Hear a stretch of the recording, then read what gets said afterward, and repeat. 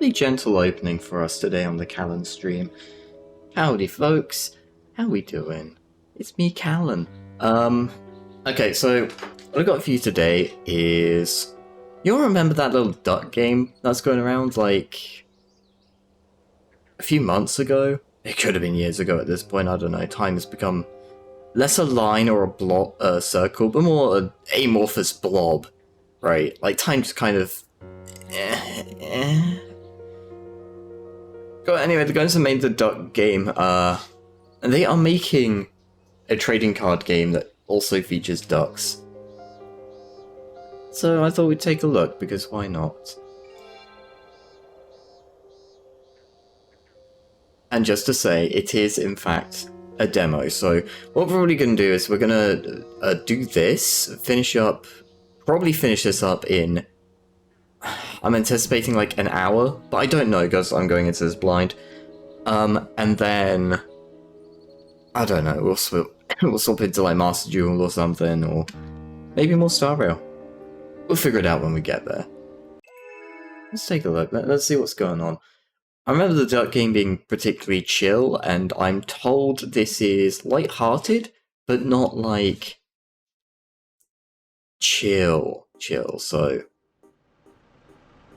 It's a bit more involved than sitting and watching ducks and not functionally doing anything, so we'll see. Oh boy, more voice acting. Well, oh, let me move myself out of the way. Hold on. No, that's the wrong thing. No, that's also the wrong thing. Yeah, there we go. Let me just... I'll sit over. It's over here. How's that? I don't think I'm in the way. I might accidentally lean off screen. Bye everyone. Bye. I'm back. Alright. See? It didn't take too long. Your card player career is about to begin, Zoe. Aren't you excited? I was sleeping so well. Go on now. The School of Decard is right there. Decard. They can work it out. They can work it out later.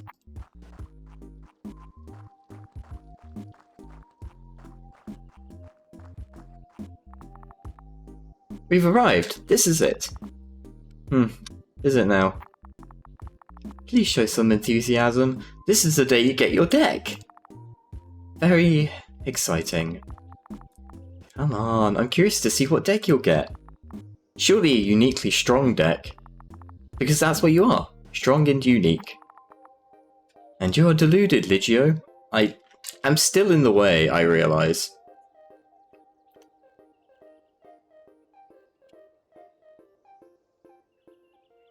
What if I reduce the size of the Callan? How about that? Oh god. Hold. There you go. Wait, I could be like the devil on her shoulder. Yes. Yes. There we go. There we go, it's perfect. Do it. Do it, Zoe. Kill them. Kill them all. With your trading cards. Oh, this is just a plot of Yu-Gi-Oh! What if I hang upside down like a bat? Ooh, that's a good question. Yeah, hold on. Yeah, it's me, Bat Callan. The city needs a protector. A knight of darkness. But that ain't me, because I'm, you know, I mean, look at the blueness. I'm too blue, I'm too bright. Wait. Hold. Wait.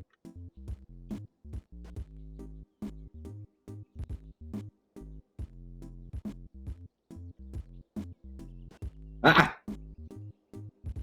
See? I'm too bright coloured. I'm too bright coloured. I can't be the Dark Knight. I can't be this city's protector. Alright, that's enough of that. Let's, back we go. I don't actually want to be that small. Oh no. Oh no, I'm throwing everything out of whack. Oh no. Wait. Hold.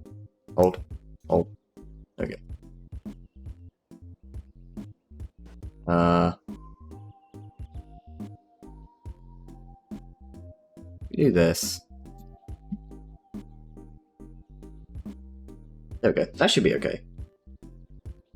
This is definitely closer than I usually am. It'll be fine.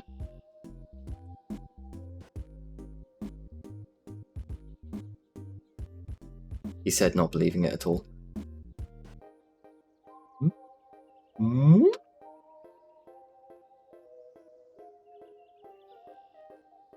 I promise I'm not dicking around. This is important for making shorts.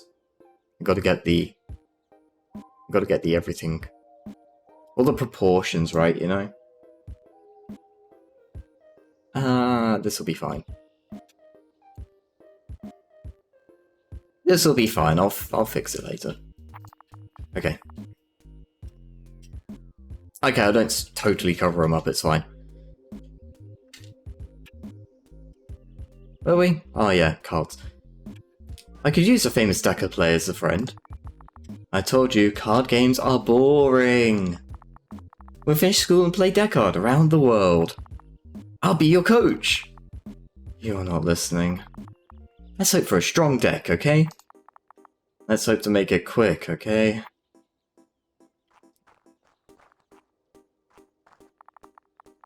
Time to get your deck. Get in there. If I don't feel like it. Maybe we come back another time. You must get your deck, you know that. All students must. It's almost like I have no choice. Do you ever feel like that? Yes, every time a school assignment is not optional. Looking for a drummer for post-punk band, no time wasters. Right, a drummer should not waste time.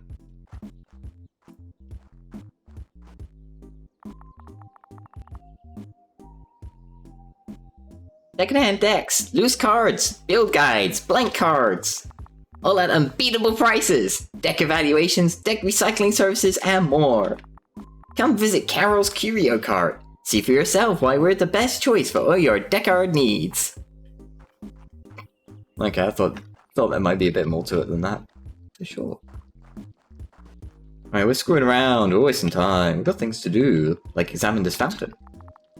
Fountains are cool. They recycle the water by circulating it through a pump system.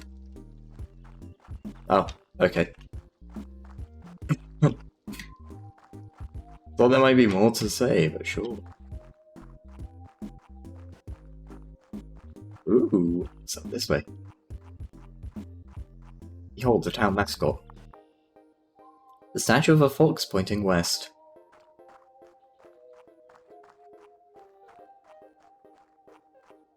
Behold, the playground. Behold, the trash! There's no trash. Only opens with a keycard, okay. Ooh, the slide. Nope. Okay.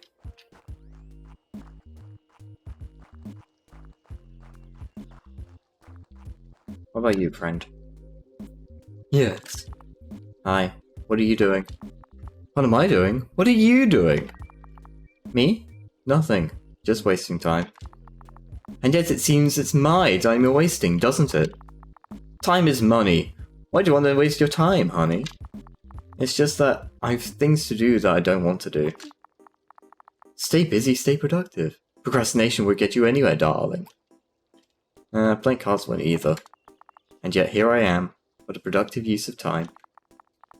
You're one of those kids waiting to get their first deck, huh? Not a fan of the game. I get it. Since you're here. Try to get something out of it, darling. Convert. Extract value. Play the cards you're dealt. Do you play the game? Don't tell me. I have a deck, yes. It's one of my assets. But I'm not interested in the game. One thing we have in common. You're an exception for someone your age, you know that? My two sons are obsessed with the game. Oh, hold on. They have money. Same as my friend. They even fight each other over it. Competing is one thing, but fighting? Only hurts your revenue. My entire legacy will be theirs one day. They'd better stop. Are you rich? I'm only very rich, according to the Man Weissman Index. Only very rich. You want to become richer? Richer means nothing, honey. I'm on the trajectory of becoming mega rich, which is one step closer to super mega rich. Super mega rich? That's as rich as one can get? You are funny, darling. Before you go, how much would you like me to give you? As a donation, of course. You assume I'm in need, nerd? Is it because of this hole here in my t-shirt? Look, it's from my favorite band, and I just assume everyone needs money. Everyone? That means you too. Of course. In fact, I need way more money than you do. A sum that would change your life. Wouldn't affect my day. Wow, you really are very rich. You know, I think you don't need money. You want it. There's no end to it, huh? That's a bit too much wanting for my taste. One does not plant a seed where it can't grow. I was just like you when I was your age. Who knows, maybe one day you'll change too. Oh, I wish to be there that day. And mind you, a very rich man's wishes always come true. Good luck with your rounds. That was a long conversation that led us to absolutely nothing. I am now going to get hit by a bus. This is a very quiet street. I'll be waiting for you here. You're not coming? Oh no, the deck ceremony is an intimate experience. Good luck! Alright, well, if he insists.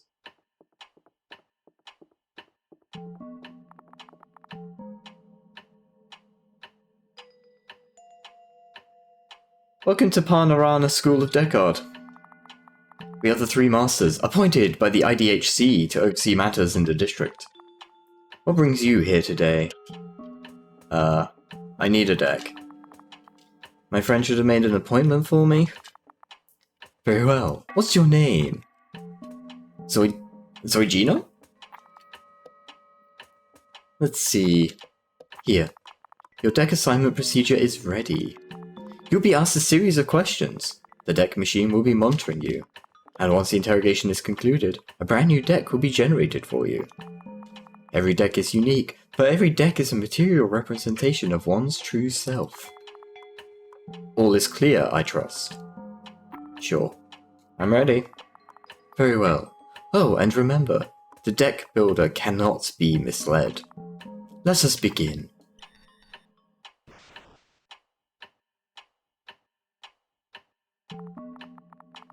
You're walking in the desert when you look down and see a colourful beetle climbing up a sand dune. It's moving incredibly slowly. What do you do? Can I find a lizard? I would rather take a lizard with me. I'm not fond of insects. A desert lizard would be cool. They dive under the sand to escape the heat. Did you know?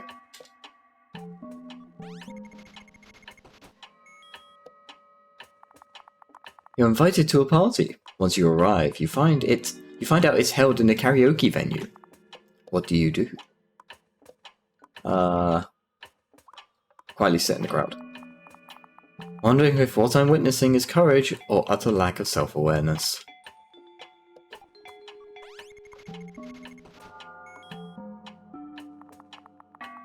You're in a cab and the driver asks what kind of music you're into, supposedly to tune the radio to your taste. What do you answer?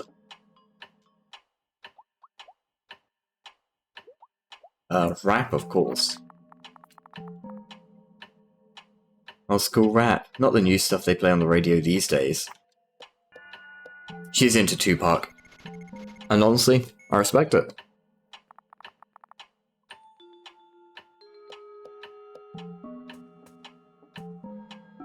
If you were to travel, where would you go? Bitch, I'm going to the beach. Even though I can't swim.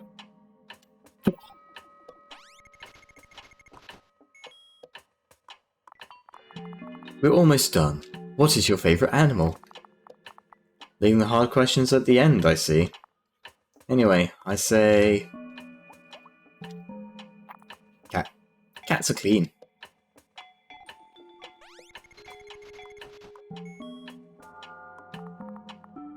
What's your favourite colour? Oh no. No, don't do this to me. There's no teal on here. How am I meant to choose? I mean, it's kind of blue, but it's kind of green. That one. Like blueberries.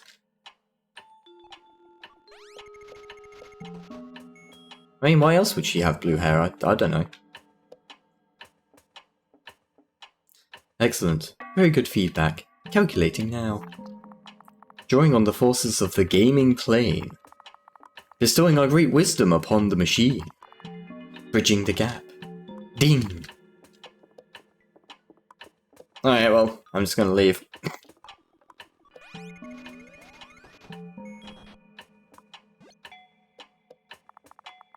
The procedure is complete. I present to you your deck. What does it say about you? That's for you to find out.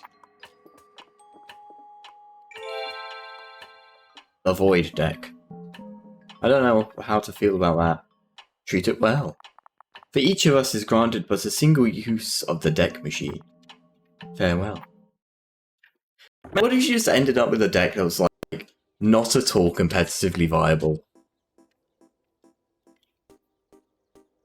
And like, this is just the deck that you have to live your life with now. It's just nothing but like garbage cards that you cannot use. So, what did you get? Let me see it. Relax, it's just a deck of cards. Sure, I bet it's better than mine though. If it is, we can swap them. My deck might be average, but it belonged to my father, and to his father before him. It represents me quite well. I would never trade it. And tell me if mine represents me. Let's see. Oh boy, I guess we're technically catching? I don't know. Let's see, we've got a small grey shade. Mirror horror.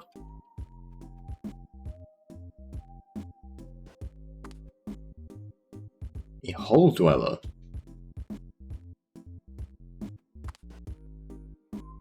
Void shifter. Nobody. Nether sphere. And an acolyte. I don't know what any of these cards do is the main problem. So was my deck like the most evil thing imaginable? What is this? What? Scholars of the Void?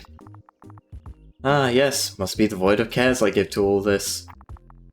It's a rare deck for sure. I mean, it must be. It's a mana deck. Alright, I'll buy it. What's that? Mana decks comprise both creatures and a different type of card. These cards necessary for deploying creatures on the board are called mana. Decks like this are usually very strong. This doesn't bode well. Well, it still needs some more cards, of course, but this means... it means you could participate in the tournament! You don't say? Yeah! A deck like that can compete for the first prize. A golden coin that can summon any deck that ever existed. Ah, a deck to win another deck. Great. Naturally, if you want any chance in the tournament, you'll have to practice a lot. Oh, that's perfect, because I won't practice and I won't take part in any tournament. Why don't you make up your mind after we've played together a bit? It's going to be fun. A couple of matches, you and me, and then you decide. If you like this deck so much, you can have it. As much as I'd love to own a strong deck, I must stay loyal to mine. Serious business. Okay, fine, we can play. But this won't make me want to play in any tournament, know that. No, okay, just some games between us. Be prepared, everyone at school is going to ask you to show them your deck. We won't tell anyone then. Let's go play away from nosy eyes. There's a park behind the school. He's following me. He's following me. Oh god, he's following me. He's copying my every move. Ah, he's so fast. Oh, okay. Here is perfect. Let's play. Are you ready? Sure. Let's do it. Why is he wearing boxing gloves?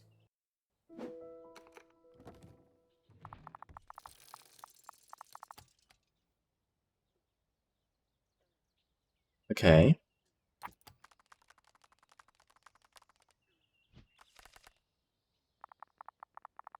Display a creature you need mana on the board.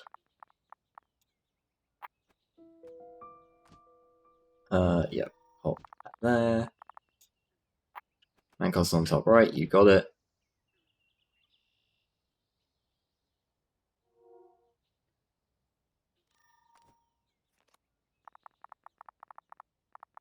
You don't have enough mana to play as a creature can puzzle. Go ahead and hold the arrow on the right hand side of your board. This? Ah. Cards in the lower right can't be attacked.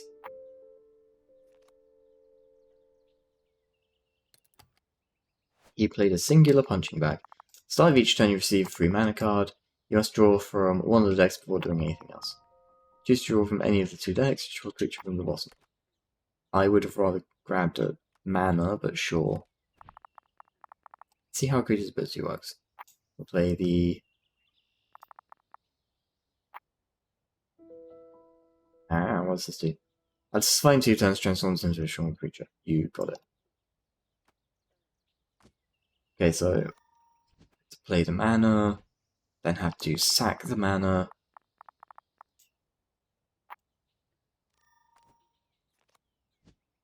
That's annoying, the fact that you have to sacrifice your mana. But at least we get one every turn, so I mean it's not terrible. It's pretty good job nobody hit me for 1 damage. I mean, I guess that's technically true. When you hit a player, you gain points equal to the amount of damage you inflicted. Your pawn moves up, I guess that's the sort of ticker thing here. When you deal damage, and down when you take damage. First player who reaches 7 points wins. Okay. Very Inscription-y in terms of how it works.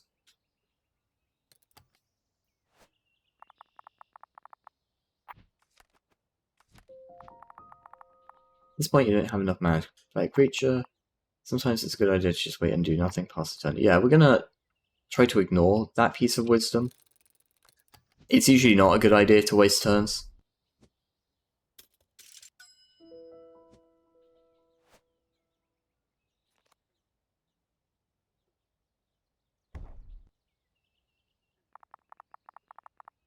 Defeating your nobody with 2 health, leaves it board.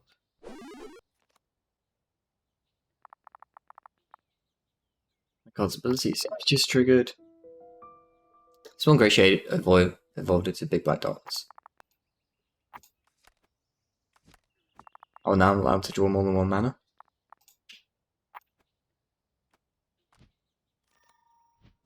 Okay, so I'm going to play 3 mana. Okay, so a nice expensive card can only be 4 mana, right? I could play my big guy. Does big guy things. I couldn't actually play my big guy, now that I think about it.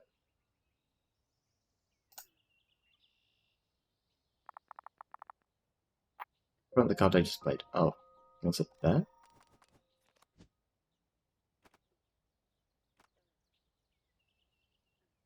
Play out of active. Okay. I can't do anything with that mana, so... Boop. Kill his punching bag. Defeat my punching bag with increased attack out. Hooray!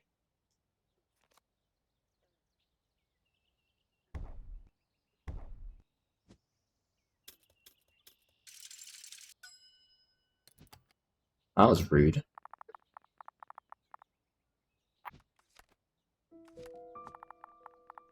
Creatures on the board can also be used to deploy other creatures. Oh! Okay, so I can play all my mana and then sack this guy, which is about to die anyhow. So it's only worth 1 mana no matter the cost. Okay, cool. You got it.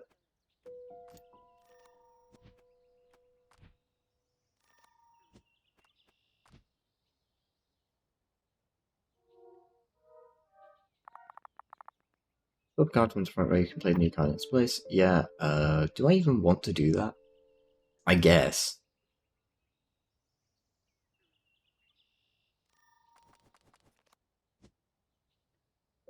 Yeah, I do actually, yeah.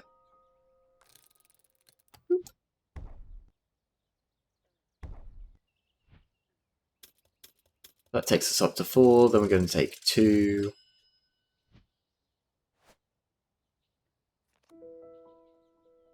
Yeah, we'll be fine.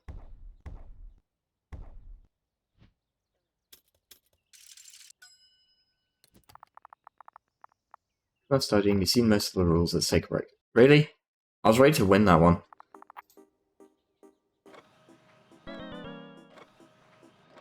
Gasp, it's Kironte. Okay, I assumed he was going to be a jock, but like... Ah, fuck it, we ball. Hello, friends. Oh, hello. Forgive my intrusion. I waited for the match to be over. It wasn't really a match. I bet you know the rules. I noticed that. I didn't want to interrupt your tutorial. In fact, you didn't. As you said, the match is over. We're on our way now. I was hoping I could play as well. My friend's still learning, and my deck is really nothing special, so... Come on, Ligio. You wanted to play so bad. Make our challenger happy. Just one friendly game would make you quite happy. Speaking of friends, I've got to introduce myself. My name is Kironte, from Pisagawa College. Pisagawa? You're not exactly around the corner.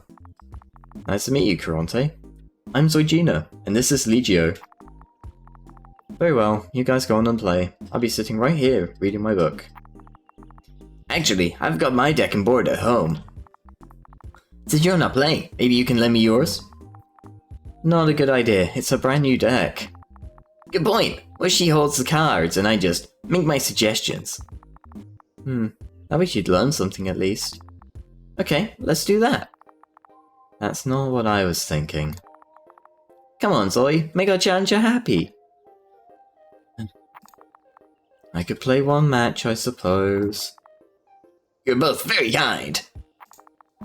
As a sign of appreciation, allow me to set up your boards for you. Like that.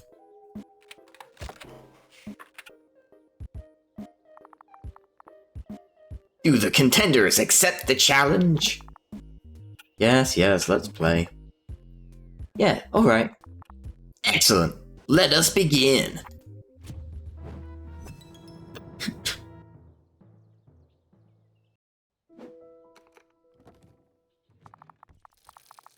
Oh, how I love discovering new decks. First, we take a second to examine our starting hand. Then, you play what you can. In the first round, you can't draw from your decks. God, why did I choose this voice? Why did I do this to myself? Oh god.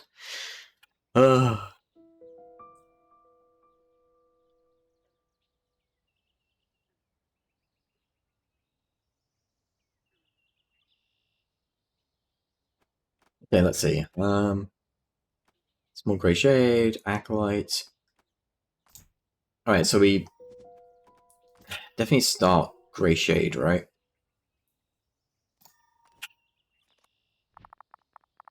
Keep in mind, swapping a deploy creature always gives 1 mana back, no matter its original cost. That's fine, we're just going to end on that.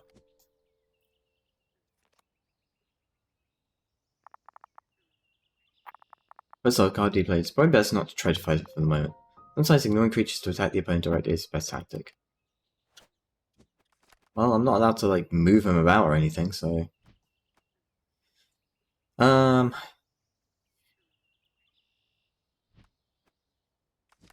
one, see what we get. That looks strong. Deploy mana cards also... Eh? Deploy mana cards also advance automatically on the next turn?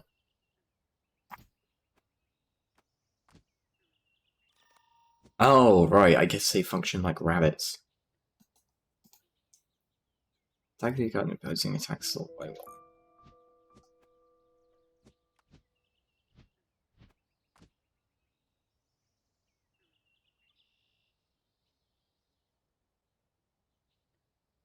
Ah, I understand now.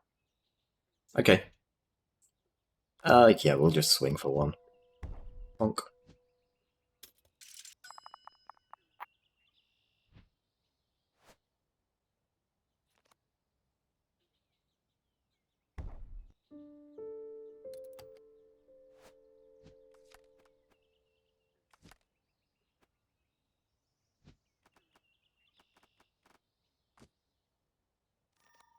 Go mana.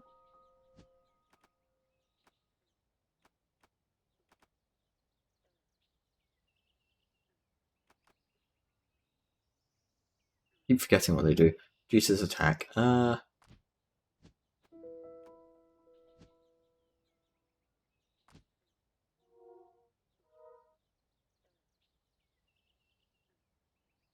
I could put this guy here, and that actually does deal with him.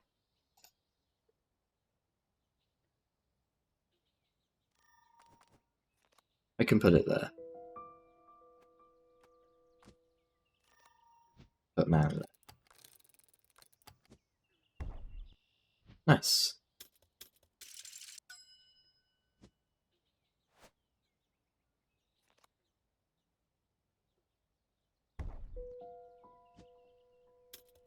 That is fine. Yeah, I kind of want to just ramp to the whole dweller, if I'm honest.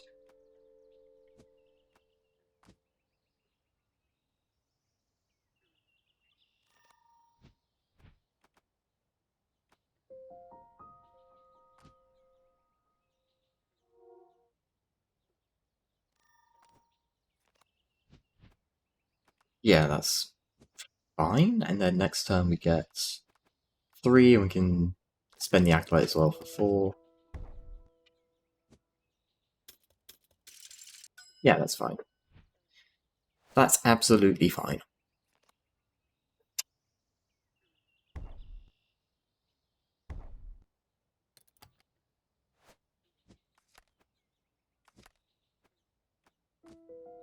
Man.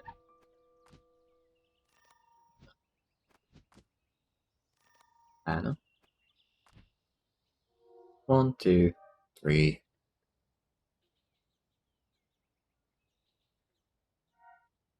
Acolyte. I don't love these there, but I don't think it matters. We should just win here.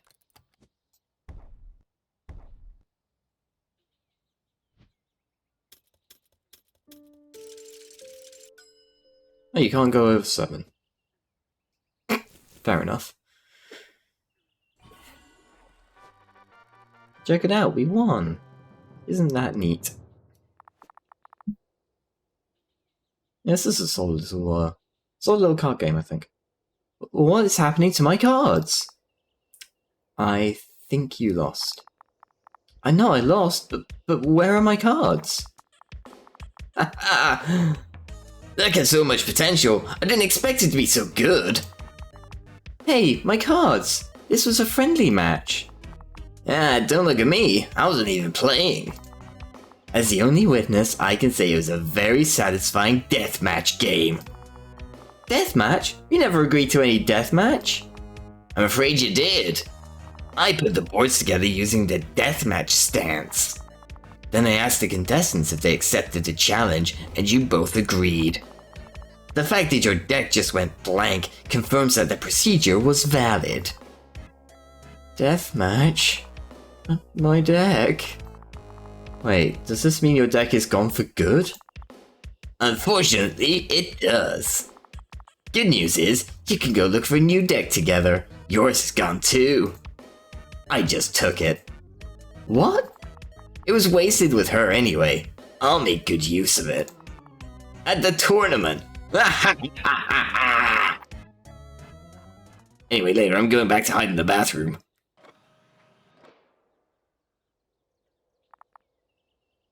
That guy. A bully and a thief. My cards. Gone. Just like mine.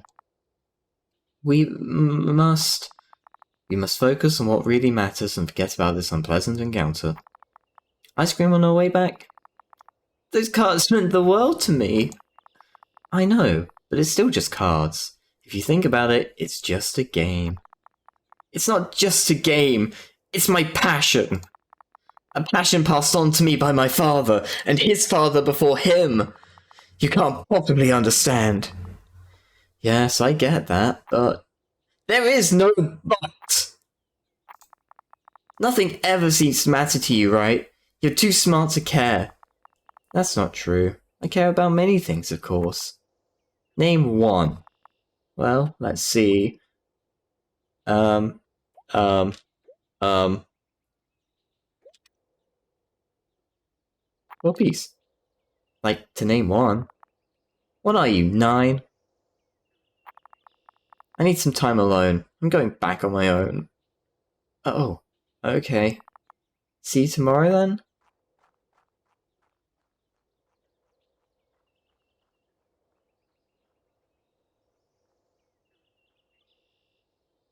Oh, kinda hard to play a card game without a deck. Kinda need cards. I've never seen Legio so mad.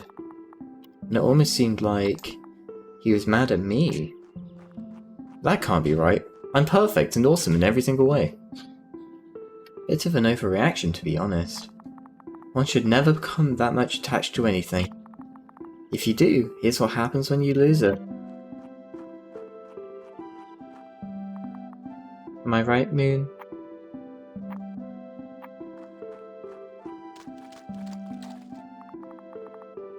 I'm here alone talking to the moon. Maybe I'm wrong after all. Legio is my only true friend. I should make it up to him. What do you say about that tournament prize? Golden coin that can summon any deck that ever existed? I'll win it for him. So he can use it to bring his deck back, or any deck he wants for that matter. That way he'll know how much I care.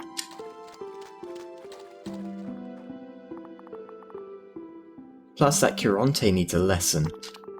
All that fuss to win a tournament? He'll never win that tournament. Not as long as I'm playing too.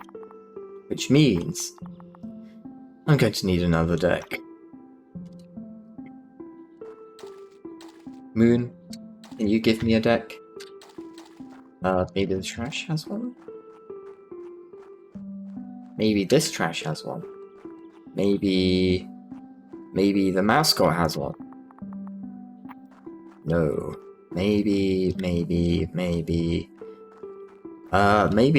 machine. Maybe we can use the machine. It's the only other thing I can think of to interact in here. Hello? Is anyone around? I'm in need of a new deck.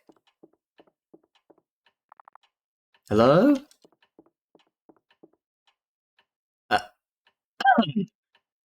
Why are they cardboard cutouts? The Silent Masters are a pair of human-shaped cardboards. That one master must be collecting the salary of 3. Damn. No, let me stop the pendulum. Game devs, if you're watching, let me stop the pendulum. Let me interact with this here and stop the pendulum, please. Please, it'll be funny. Please, just.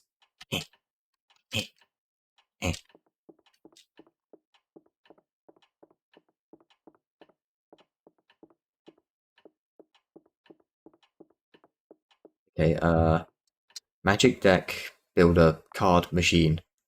Speak to me. Tell me your wisdom.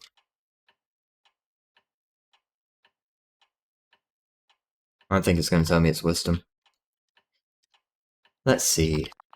If I do this... Is it supposed to do that? Oh god, it's on fire.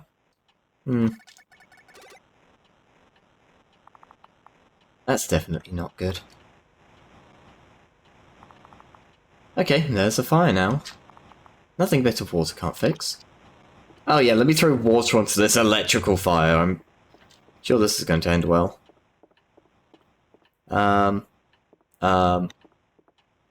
Oops. You're a good boy, little cactus. They're blocks, of course. I don't have time to tinker with blocks.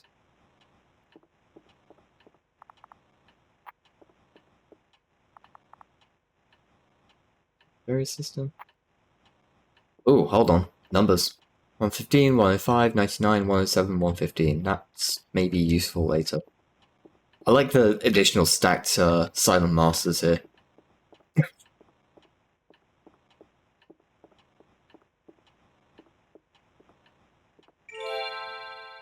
Aw, it's got a little ducky in it. Alright, let's go put out this raging inferno with a single thing of water. I can't believe that worked.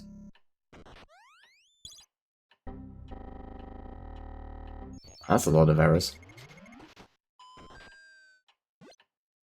Oh hey. That's a deck. The Placid Plastic deck. I don't know how, but it worked. Let's see what I got. Oh, there's like 20 cards in here.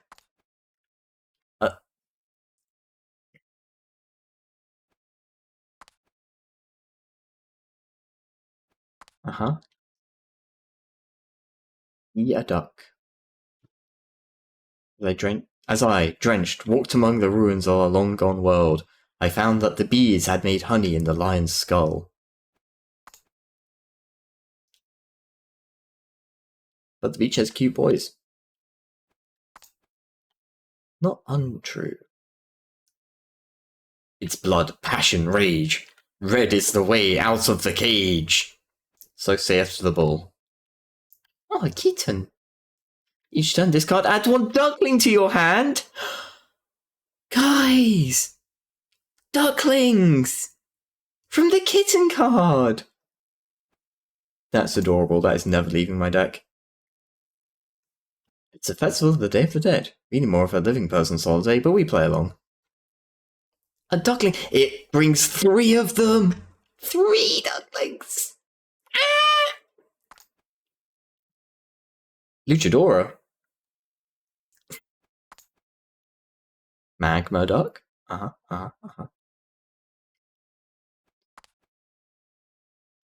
Hypno duck. Seems good, seems good.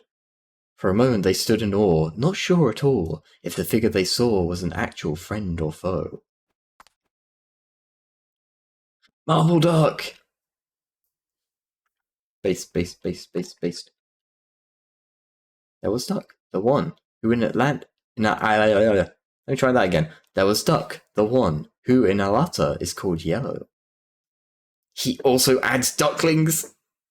Okay, this is best deck. This is best deck. I'm sorry. No other deck is as good as this one. Ducks? Am I supposed to be Toronto with harmless rubber ducks? Plastic ducks. Placid plastic ducks, to be precise. Don't worry, you'll do just fine. You talk? Of course I talk. It wouldn't make much sense if I didn't. What wouldn't? Everything. Everything. You're a talking god. Am I dreaming right now? Oh no, you are very much awake, and you are going on a quest. How do you know about that? Many trials await you in your journey. The road ahead is filled with danger and fright. Why does everyone always have plans for me? It's going to be a great adventure. We'll see the world. I don't think so. We are going to bust some heads. With rubber ducks. With placid plastic ducks. Okay, whatever. Just do me a favor, will you? Be quiet. Quiet? No problem. I'll be quiet.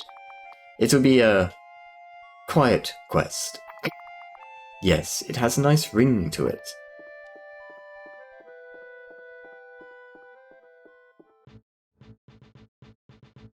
She just walks out having destroyed this machine or put the building down.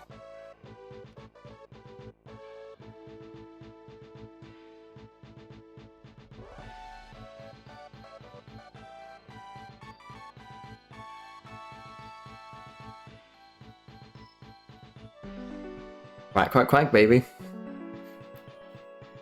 Oh. Okay.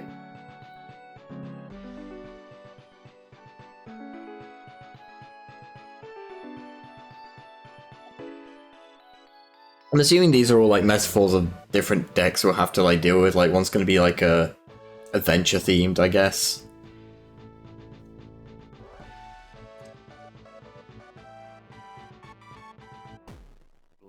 plastic deck. Yeah. Okay. Fair enough.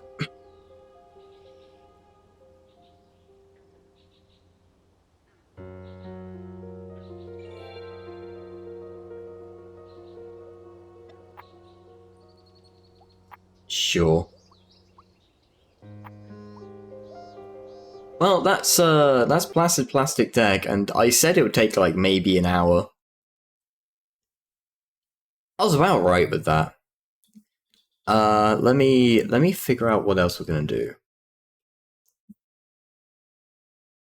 Okay, I think I figured out what else we're gonna do. We don't need to pause.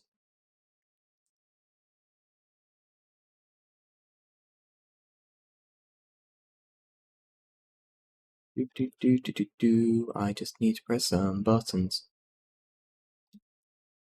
Oh, let me head on over to...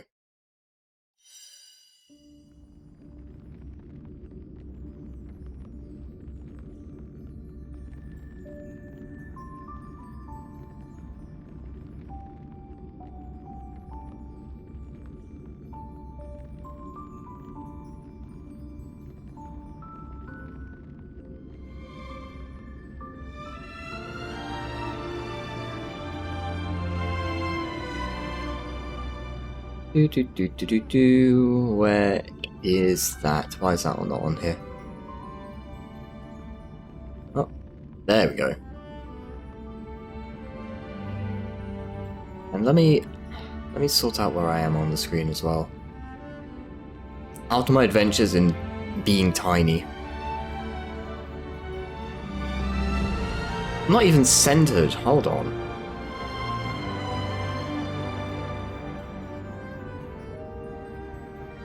Yeah, at least put me in the middle of the damn box. There we go. Then zoom out a little bit, I think.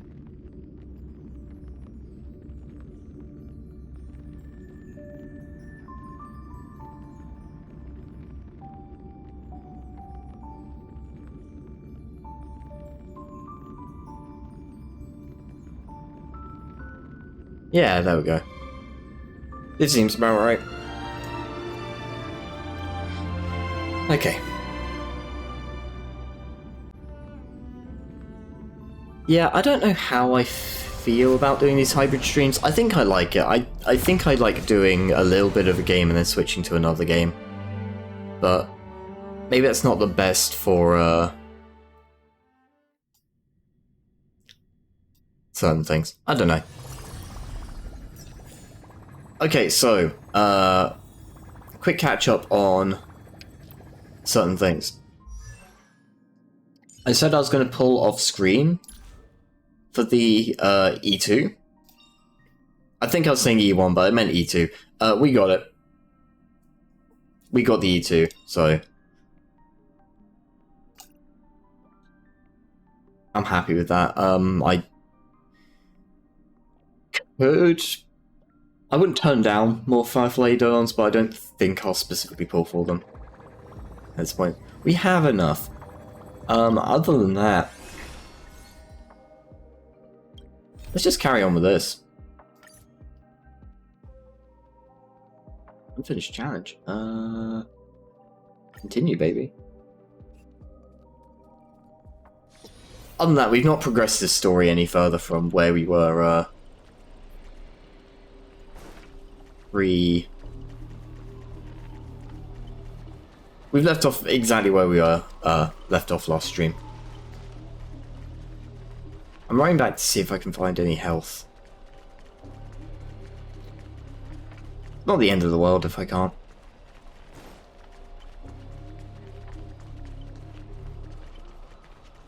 Okay, fine. I guess not.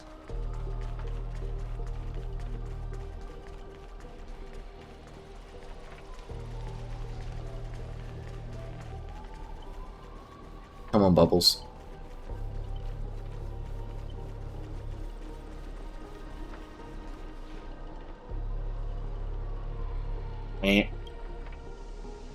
Oh, my bad, sweetheart. Almost forgot. Your voice is already my personal property. First it was the copyright of your songs, then your image, and finally, your name. They found a younger, prettier girl, slapped the name Brie on her, and put her on stage. And you'll die in despair in the desert of Dreamscape. I'll devour your body piece by piece, and even that fake name Miss Note will be mine.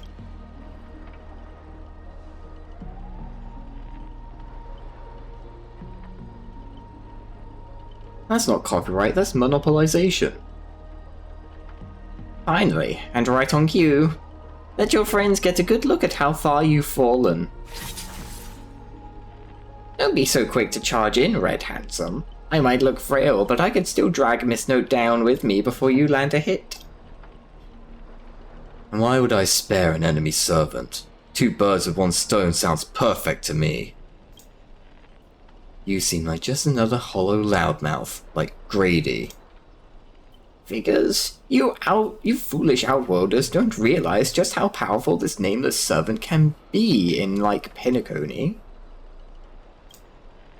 Call it a charitable performance. Let me give you a taste of what Caster can really do. The voice of harmony will compel all life to dance to my tune and become my familiars. And you'll drown in syrupy oblivion. We'll see about that. Anyone who fights with a stolen weapon is bound to get hurt by it.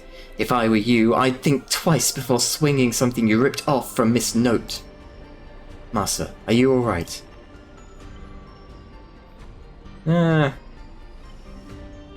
Archer's threatening me. Archer, what nonsense are you feeding Callum this time?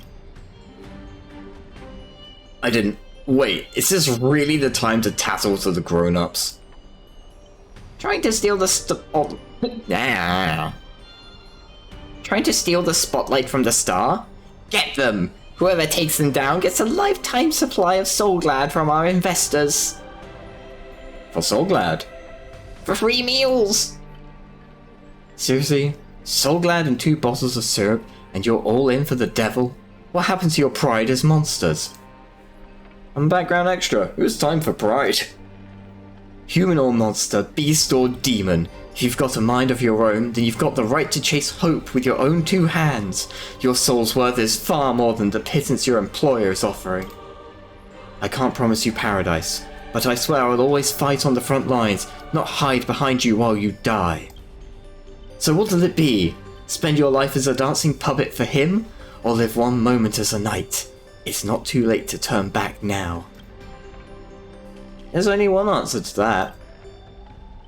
Wheresoever my king's sword points, our hearts shall follow. I was here first! How are you controlling my familiars?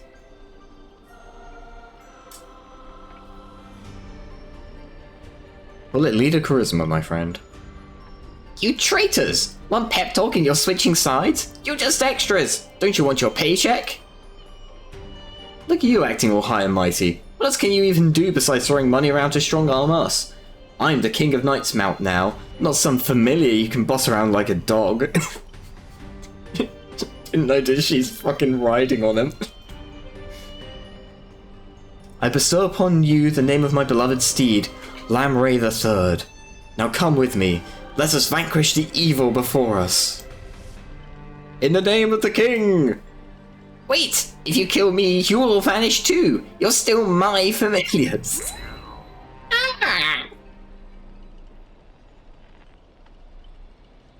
I failed to protect my master, was forced to separate from her, and now to make matters worse, it's the enemy who came to save me. I am...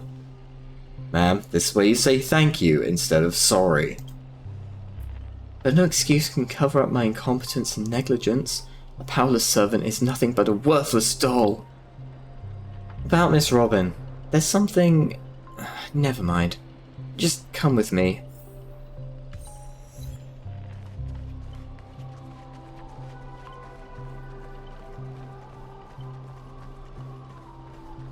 At least she moves at the same speed as us. Oh.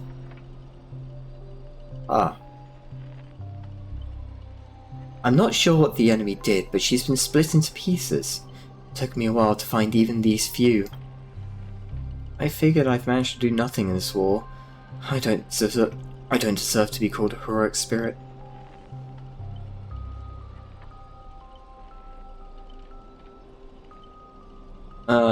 Yeah, it will be nice. You've done extremely well. Love using your little harmony tricks on me, huh? Then I'll scatter your singer across my nightmare park and see who's helping you to get out of here. I'm not going to try and imitate Robin singing.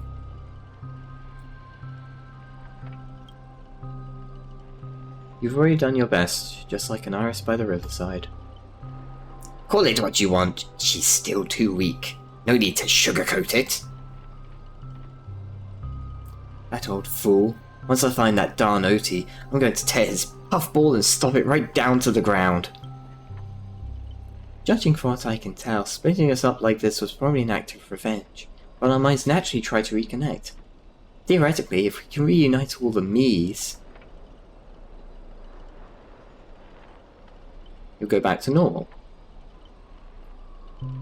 The correct answer is she'll merge back into her original form. That is, if you survive the curses from the devils. Let's get going. Wait, you're really planning to drag all these deadweights with you while you fight? Heads up, I don't have the action part of Robin with me. I only think, I don't do. Wait, please, someone must stay behind with me to protect Miss Robin. I know this is asking too much, but I'll even offer my life. Victory gained through coercion is a disgrace to any warrior.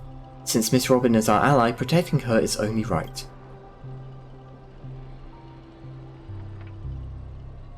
Alright, I guess Saber wants to stay. This is indeed the best solution at the moment.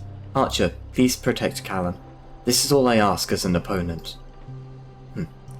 Don't place too much faith in me.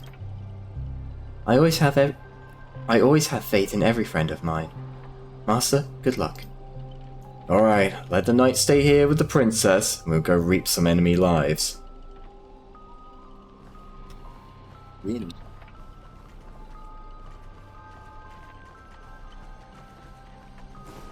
It needs to go through this way? I do. Hold. Nothing, okay. Ribbit, evil spirit!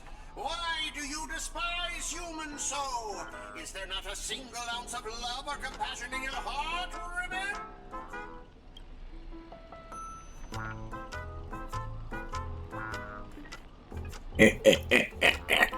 Traitors don't get to boss us around.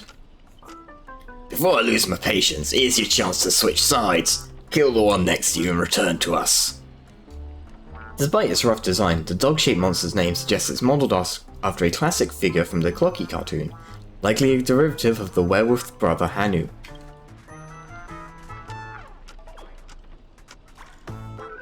Stop pushing yourself, Mr. Scott. Its target is me. You don't have to throw your life away for nothing. I almost said wife. If I back down now, I'd be the same as all the other Scots. So, if you want to hurt Miss Robin, you'll have to walk over my dead body, Ribbit.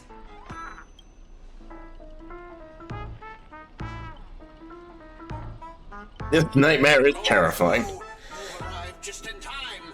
Help me. Together we can crush this blasted evil spirit.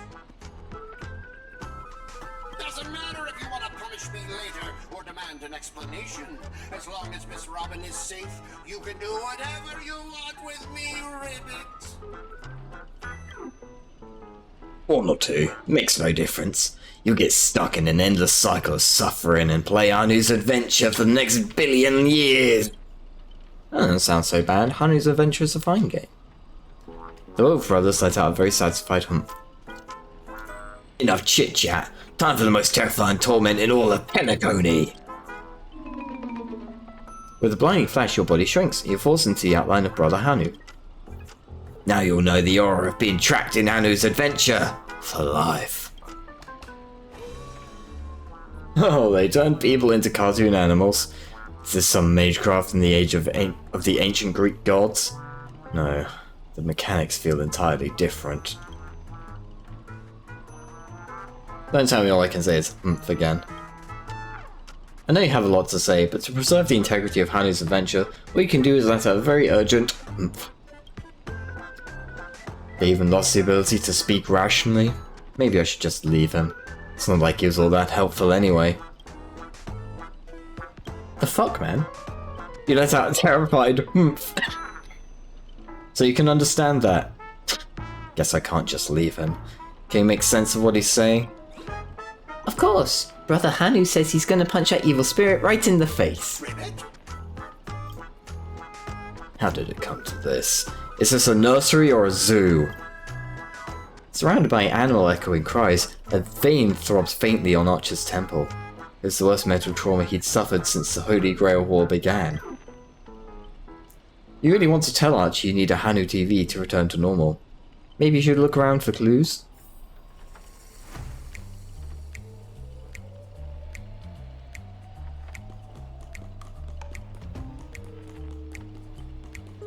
Oh, really? Really, I can't go through here? Oh yeah, God forbid I fucking hit the rope barrier or something.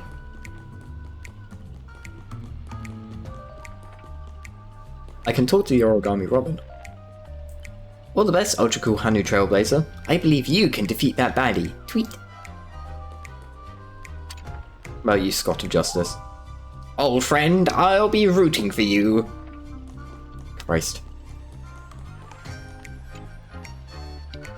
Enough messing around. Let me think how we can lift this curse. Oh. There's a Hanu TV right here. Think you can turn back using a TV? Lone Wolf Brothers already smashed every Hanu TV in the theme park ahead of time. What, is there something weird about this TV? Is it part of the solution to the curse? Wow, confirming hope. Clinging to the smallest of hopes, you glance at Scott, but as a righteous TV, all he can offer is anything but help. Maybe it's just your imagination, but his expression seems 30% smug, 70% mocking. You lash out, kicking Scott in frustration. Alright, let's do this. Every time I ask you a question, and if the answer's yes, kick him once. If it's no, kick twice. This TV is the key to lifting the curse, isn't it? Yes, kick once. By usual Magecraft logic, destroying the core should nullify the effect. Should I smash the TV? Nah, kick twice. Let's think in reverse. You want me to repair this machine, or restore it to its original state, right? Oh yeah, that's the thing he can do.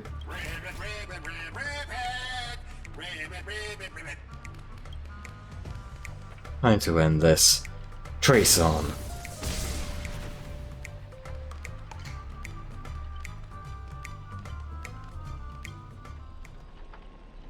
Impossible! Yet you found a way to break the curse? That's cheating. Doesn't count. I demand a rematch. You think you'll get a second chance with the same trick? Looks like I won't have to step in after all.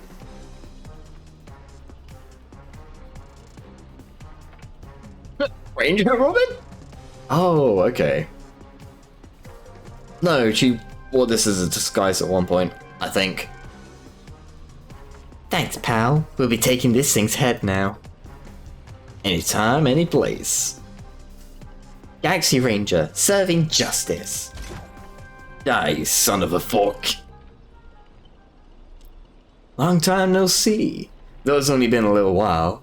Ever since that shirthead sucked me into the TV, I've been lost in the hotel. Send my greetings to all the other little fudge pies along the way. Just a moment ago, the whole space cracked and collapsed. When I regained my footing, bam! There was Miss Robin right next to me. Didn't expect it, but the girl's got a bit of that ranger vibe in her. By the way, what's that fudging thing raised by the nosewalker next to you? Prisoner? Ribbit, here comes a hero of justice, Ribbit. Can I kick him again? Huh?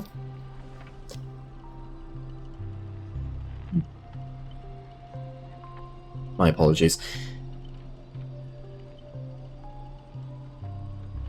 Alright, let's get down to business. He split my consciousness into countless fragments in the previous battle, just like what happened to Miss Robin. I'm honestly as shocked as you are. Who'd have thought there's justice in that man called Scott?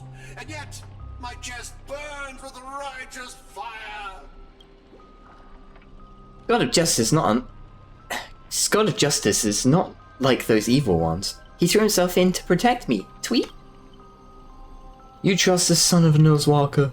Might as well believe I'm a general of the Xianzhou. No offense, but making someone like him turn over a new leaf is like asking the Anti-Matter Legion to plant trees in the kingdom of banditry. I completely agree. We can't afford the risk. If the enemy cursed him or turned him into some kind of special familiar, then... Then, I thought, what if this is all part of Scott's plan? What if the evil side of him is lying in wait within me, ready to spring to action at any moment?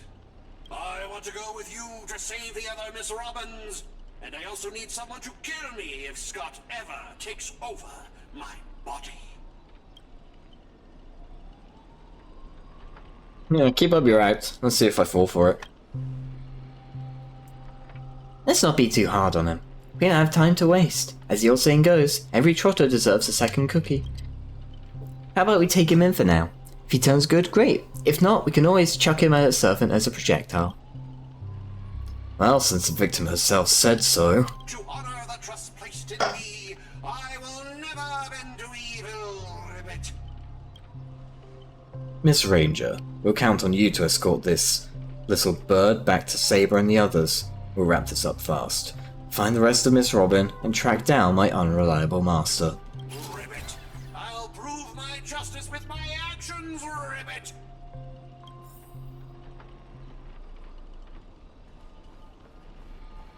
I'm trying to remember who Archer's master is. It's a Venturine, isn't it? Ooh. The redacted report.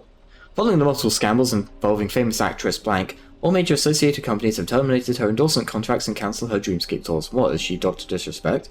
However, several Dream Chaser organizations that received her sponsorship maintained that their charity performances in the wilderness area will proceed as scheduled. Mr. Alfalfa, head of the Alfalfa family, noted that Blank had starred in numerous classics at their invitation. Her songs became household staples, and almost every Penacony home contains products she endorsed. Mr. Alfalfa expressed deep regret over her downfall. Reports indicate they've already found a replacement to inherit Blank's stage name, with the second Blank promising to present a better image while continuing the legendary story of Blank. Sorry, what does she actually do?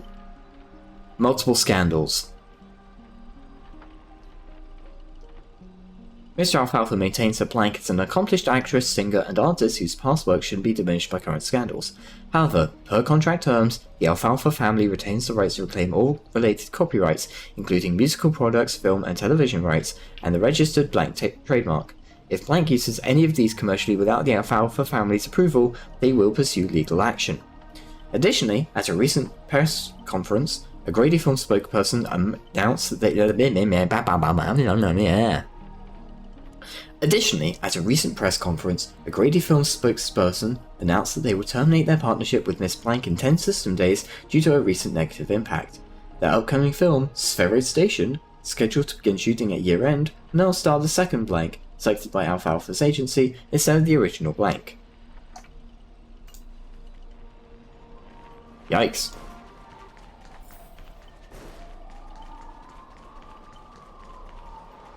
Quiet. So quiet you can hear the ticking of clockwork gears, the breath of an evil spirit trembling with glee.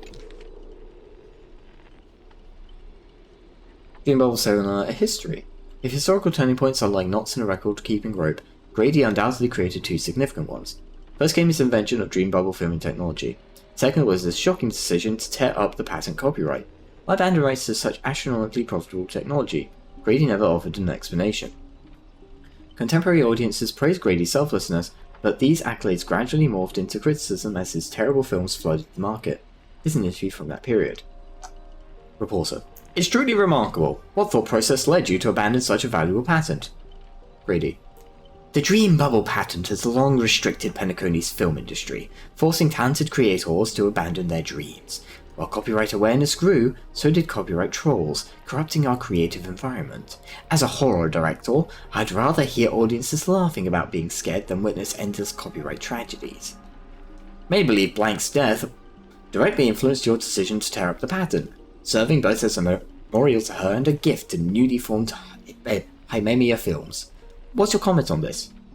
Blank's death was a complete tragedy. When almost everyone turned their backs on her, she still sang for those most vulnerable, ultimately losing her life during a charity performance. We all bear responsibility for what happened. Are you suggesting the Alfalfa family and Mr. Alfalfa played a role in this? No, absolutely not. The Alfalfa family has always been an angel investor in entertainment, helping countless Irish family artists rise to fame. Miss Alfalfa remains an invaluable Grady Films partner. I'm certain we'll collaborate even more closely in the future. Oh, Clocky. TikTok, so you've come after all. Here to steal the last Robin, are you? You're never something. I didn't have time to read that. Once I've gathered them all, I'll summon the God of Robins, swallow all the Penacody whole, and become the King of Nightmares. Too many plot twists. I don't even know where to start complaining. And trust me, with me, that's a hell of a bar to clear. Before I judge you all, I must first deal with the disobedient pawn. Scott, how utterly despicable that you'd side with them. So desperate to play the hero, aren't you? Just felt an ominous chill run down my spine. Why waste your breath on it? One bullet to fudge them up, then we're done here. TikTok? Thought I'd just play along in your little hero fantasy? Mr. Grady gave me a special bullet that never misses. One pull of this trigger, and the master with the most dialogue will drop dead on the spot. Die, Callan! No, Scott! I can't keep going with all of you. Oh well. But Good work, man. I'll die happy, knowing that I gave my Yeah, okay, die quietly, please. to keep others safe. Cool beans. Scott, are you serious? Tell Rakshmi, the night we broke up, I lied to her. There's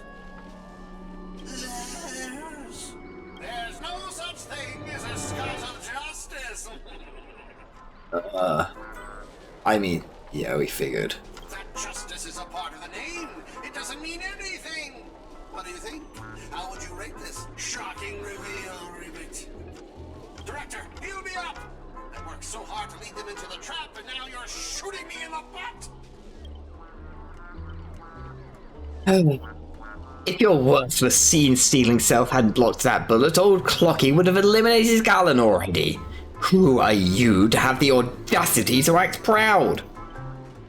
I sent you undercover to deliver a crushing blow at the story's climax. Instead, you couldn't even manage basic narrative structure.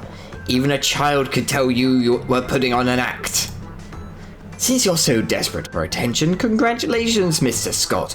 You're hereby demoted from actor to stage decoration. What about my butt? A good question, and a fair one.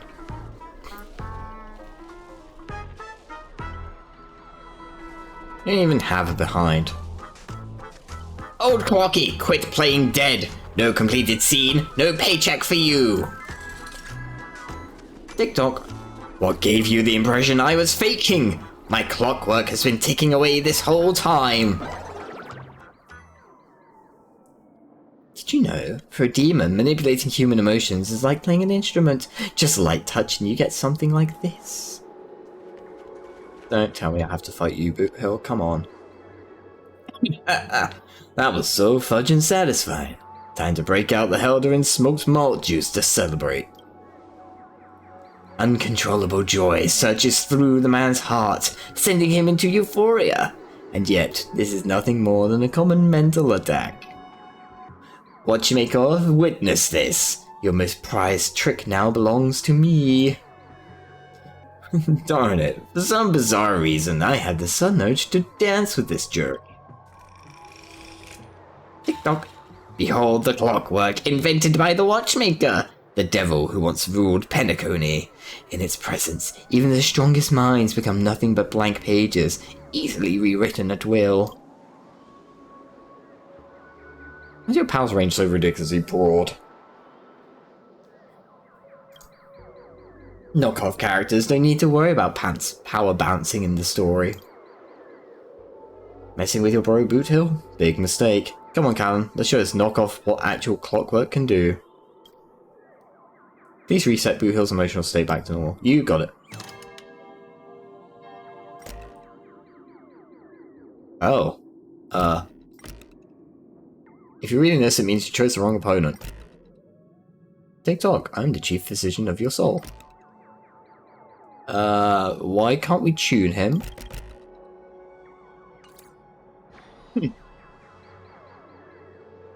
Well, who do we have here? A poor little thing, trying to save your friend from a curse when you can't even protect yourself. Surprised your clockwork is useless? Shocked? Confused? Well, of course you are. The power of your clockwork comes from Clocky, but I am old Clocky. When the junior meets the senior, it's only natural for you to fail. Now it's time for the old man to teach the kid a lesson. A feeling beyond words clutches at your mind. Not one of Clockwork's 4 different emotions. This is darker, heavier, like a silent quagmire. Departed loved ones, betrayal by those you trusted most, the shadow of approaching death. These manufactured emotions burst in your heart, leaving just a black void that watches you with the empty eyes of a corpse. You finished with your little show yet? I don't have time to play pretend with you. Impossible! I used Clockwork to turn everyone's emotions to pure despair! Ugh, how trite. Your dialogue is straight from Villains 101. These pathetic attempts at manipulation are less effective than vultures squawking over a corpse. What took you so long? Was that whole silent badass act really necessary? Is there a magic resistance to block that? If only it were that simple. Unfortunately, my magic resistance is nearly as overpowered as Saber's. I wanted to see how deep this monster's hell could go in this strange universe of yours, but it seems your world still has hope and a future after all. Despair? Please. I witnessed enough scenes of despair to submerge this entire playground of nightmare. I've seen corpses hanging from gallows that stretched like endless forests. I've witnessed the charred remains after doomsday battles where people became nothing more than ravenous beasts devouring each other. Just who in the world are you? A hard-working guardian, though admittedly somewhat of a workaholic. I've seen far too many forms of despair, but to break me, your fake illusions don't even come close. TikTok, cranking power to maximum. I refuse to accept that anyone could resist my clockwork now. Ever seen bodies mangled under war chariots? Trace on.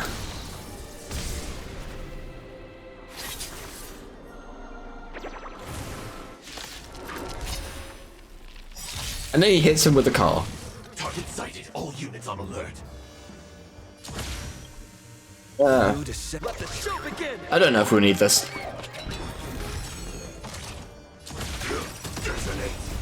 Until everything burns to ashes! Firefly Type 4 in position. Fight to live! Stay in step. Let's improvise. As you wish.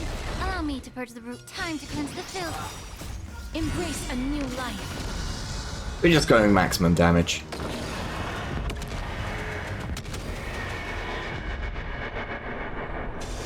Back. Set the seas aflame! Check it out, she gets to go again. To live!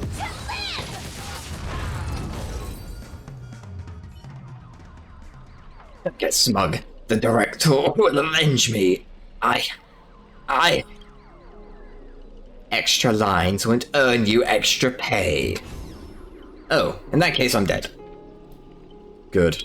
Now let's regroup with the others. Oh, looks like you just crawled out of a tough fight. Fucking Void Song Whale, now you decide to appear after we did all the work. Well, I did do something, alright. Some evil spirit called the Revolver Governor got all clingy with me, insisted we play a game. Ended up losing 10 years worth of savings to me. Look, I even brought an old friend back with me. Honk shoe, honk shoe. After sure break, the Scattered Eyes finally regroups, I suppose. Again, give me a bit more time. I had no idea so much was happening. Thank you for keeping my master safe. I just didn't want to give Grady the satisfaction. Let's save the thanks for later. Didn't that girl say if we brought all her split selves together she could return to normal? I proposed this theory assuming none of the Robins would be in a defect status. There's a dissonance in the melody. Despair. You old clocky. Dang it, Grady. What foul language are you having me use? Oh, right, that's meant to be a... Okay, it's meant to be a curse, you got it. There's a dissonance in the melody. Despair. You old clocky. Dang it, Grady. What foul language are you having me use? Anyway, the emotion affecting the last master hasn't disappeared despite the enemy's demise.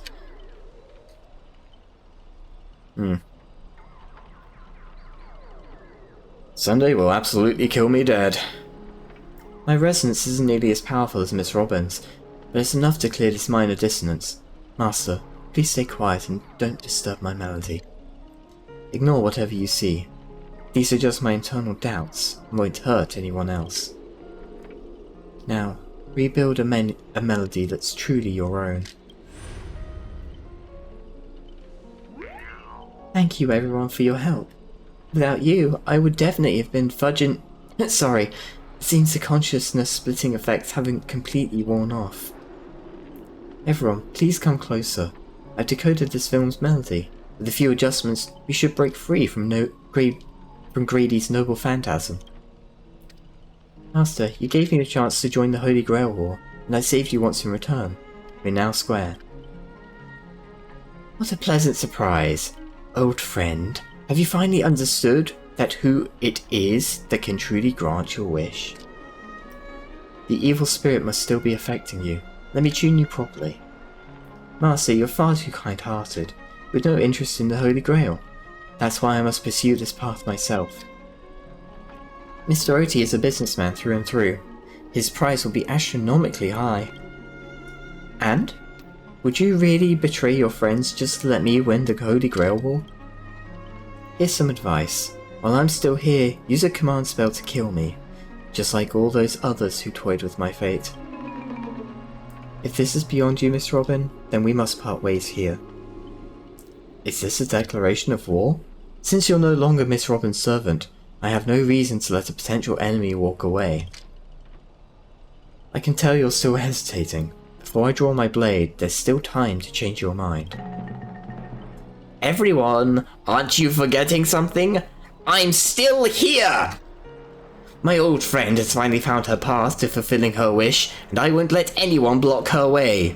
You want to escape my noble phantasm? Now just have to add some more excitement. The second screening has ended. See you in the final nightmare. Goodbye, Master. May your kindness never meet betrayal. Director, what about my bot? My bot!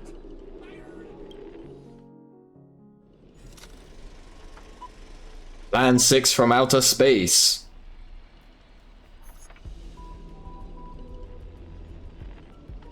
Hero's blood, monster's blood. In this third act, the story details how explorers cause bloodshed in strange worlds. This is exactly what dream chasers of the pioneering age live for. Daggum, Wababoo. When will this ever end? Aren't these movies all the same? Oh my. Even a proper pioneer like the cowboy can't bear to watch any longer. Director, though I don't know your life story, but surely a box office disaster and a miserable end seem all but fated. And you, Mr. Scott, did you change your tune because you're planning to abandon the darkness and embrace the light? Looks like not even Assassin's Master can tolerate his trashy films anymore. Director, did you place me in the wrong spot? I'm still among the bad guys. No. Given your stellar performance earlier, our partnership ends here. As for old Oti, I'll file a claim for accidental causality compensation on your behalf. It'll be issued to your family. Because the ending of this Plan 6 from outer space is no survivors. Grady, since you show no mercy, don't blame me for returning the favor. Director Adventurine! My earlier hostility was just an act to fool our enemies. I infiltrated Oti's group specifically for this moment, to help you win the Holy Grail, the only one who truly deserves it. Hey, it doesn't even faze me no more. There it is, Scott's special begging technique. Or just, I may vomit. Ah, Mr. Scott. I know things haven't been going smoothly for you in your department, but if you can show enough commitment, the Strategic Investment Department might have a better spot for you. How'd you accept such things so easily? Grady, you don't think I was truly going to let you play me like a fool, right? As an actor, I am part of your noble phantasm too. As such, being the former protagonist, I can naturally use your second noble phantasm's power. How dare you! Director Adventurine, this is my show of commitment to you. Deploying staff access, one-click noble phantasm skip. Oh, it's progressing rapidly. Everyone, please stop acting.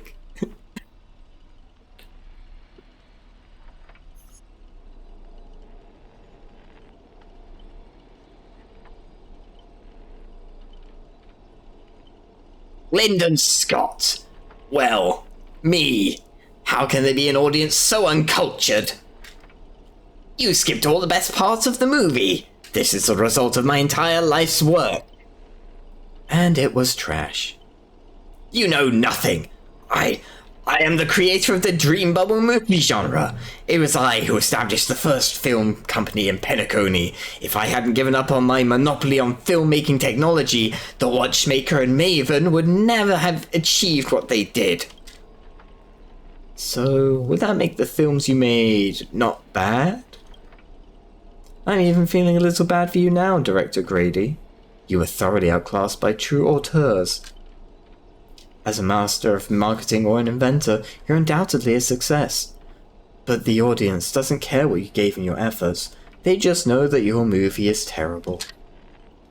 You can't feel the limits of the audience's patience. It's just an endless, cliche-ridden, silent series of utterly unexciting gore. What a waste of everyone's time. It's no surprise that the audience eventually abandoned you.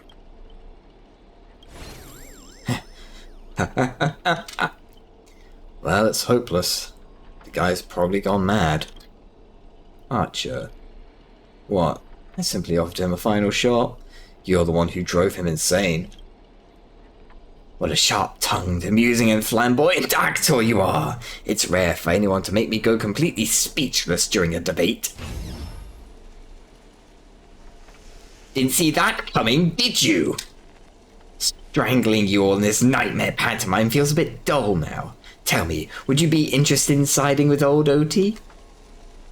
What are you yapping about this time? Trying to drive a wedge? If we joined forces, we could sweep the rest of these opponents off the board in an instant. Surely a senior executive of the Strategic Investment Department who understands investments better than anyone would make the right choice. Wouldn't you agree, Mr. Adventurine? You seem particularly obsessed with me, Director. Is it because I, as an amateur film critic, repeatedly tore apart your masterpiece? Of course it's because you're the cleverest one here, most aware of the fact that despite your apparent power, none of you have actually escaped my bounded field. For someone like you, betrayal is always an option to consider, not a moral absolute. Someone like me? You may be a terrible filmmaker, but you're not bad at reading people. Pork me, you're not seriously. A good businessman always evaluates the situation and adjusts their stance for better investment. I'm tired of this endless farce. Eliminating this many competitors at once is quite profitable. I thought you didn't care about the Holy Grail. Apologies, Callum. I wasn't being honest. Great. I love flexible actors like you. Now let me show my goodwill. Let's move to the next scene. Your caliber deserves a much bigger stage. The Golden Gatekeeper. Lead adventures. Lead adventures? Lead actors. As Adventuring. my servant, you'll come with me, right? Oh god damn it. Taking orders from a hack like Grady. Seriously? Makes sense. Compared to this lot, you and Grady are clearly cut from the same money-grubbing cloth. Oh, what's wrong with being a little underhanded if we can win? You're actually pledging yourself to be Grady. To be Grady? Yikes. You're actually pledging yourself to Grady. Totally misjudged you. Guess I'll need to use a few extra fudging bullets on this guy. No, it should be my sword that delivers the final blow to the enemy commander. Master, if you're just joking, I can still cover for you if you apologize now. But if you're serious, this won't end without blood being spilled. I'll ask one more time. Should I remove your legs first? Or should I start by cutting off the irritating hand of... Let's try that again. I'll ask one more time. Shall I remove your legs first? Or should I start by cutting off that irritating hand of yours, Mr. Aventurine? So you still refuse? You know, I should use my command spells to force you into submission, but I hate brands on the flesh that bend someone to another's will. If staying with them is your wish, then so be it. But sometimes, a change in perspective will make you see the gamble in its entirety. Right. Killing you would have raised my existence. Well then, sorry everyone. I surrender. I give up. Archer! He gave up way too quickly. What did I expect with my awful summoning luck? I told you. A guy covered in gold is never good news. But as your servant, I'll follow your commands. Wait! Director, I can be a traitor too! I want more scenes too! Fantastic! 2 more exceptional leads at once. I'll give you bigger roles, turn you into unstoppable monsters who'll tear everyone apart. Step into the spotlight, Mr. Aventurine, and enjoy this special featurette I've crafted just for you. Oh, fuck muffins.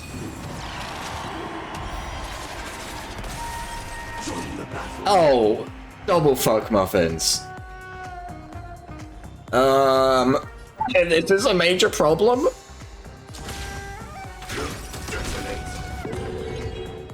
Like fireflies to a flame, life begets death until everything burns to ashes!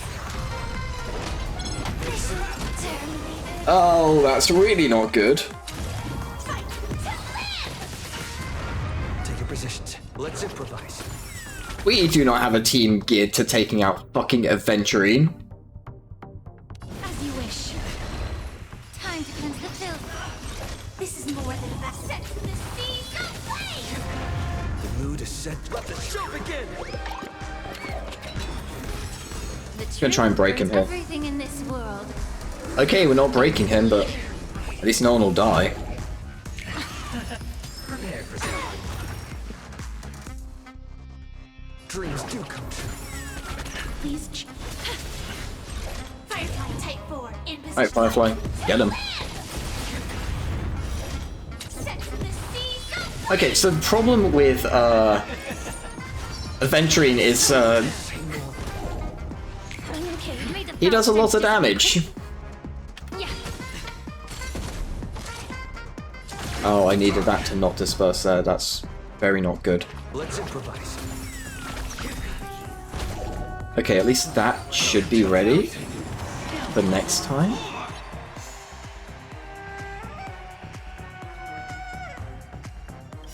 Embrace a new life. Yeah, we were gonna hold on to that there. Basically, okay, so whenever he goes into dice mode, all of the characters need to roll higher than the blue number, right? They roll dice by attacking them. The problem is, Everdream doesn't play fair. He will frequently pick a number that is higher than, 6, where even him picking 5 is a problem for any character that can only attack one dice, including if we have, limited skill points, like we do. Set in position. This is gonna be bad. If he takes out Firefly, like, that's just kind of it. Allow me to purge the root of the problem. Time to cleanse the filth.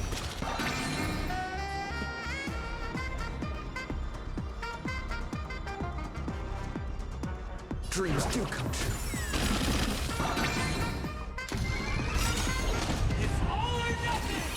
Yeah, that's fine.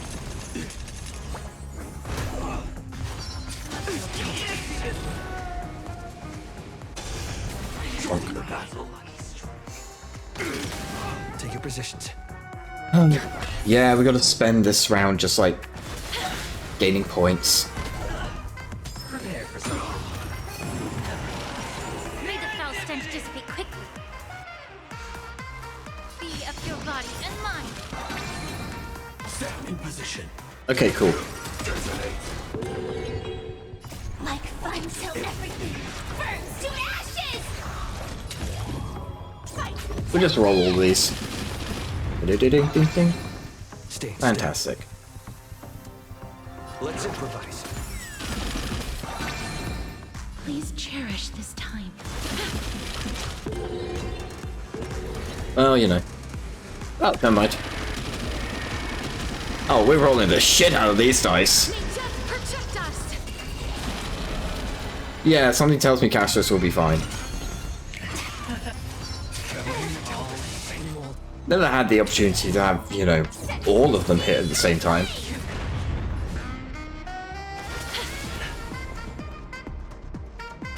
Yeah, we just gotta build up points here.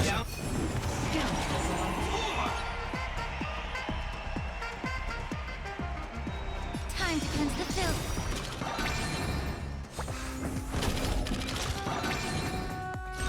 Yeah, Linkshot has like 1,000,000 points, we know.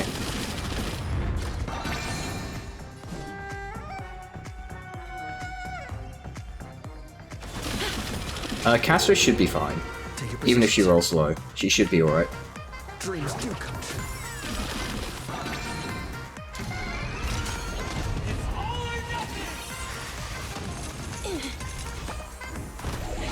Okay, we'll probably be okay, is what I'm thinking.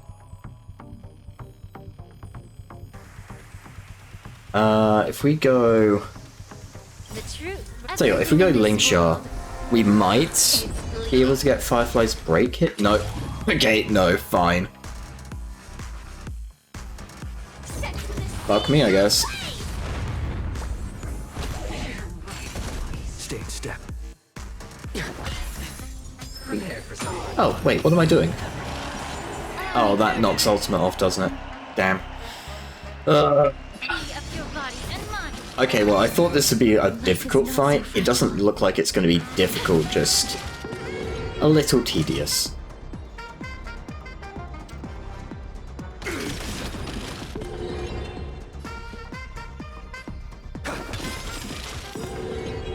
The mood is set. Let the show begin! Like until everything burns to ashes! Embrace a new life. Well, Castros will be fine at least. Fight to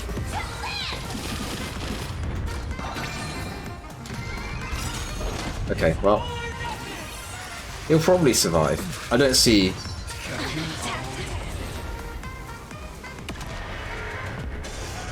Okay.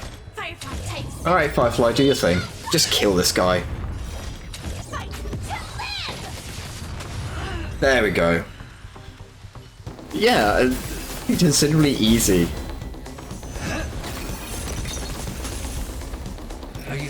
enemy's position now, Archer. Now it's time to put an end to this! Oh, he shot the camera.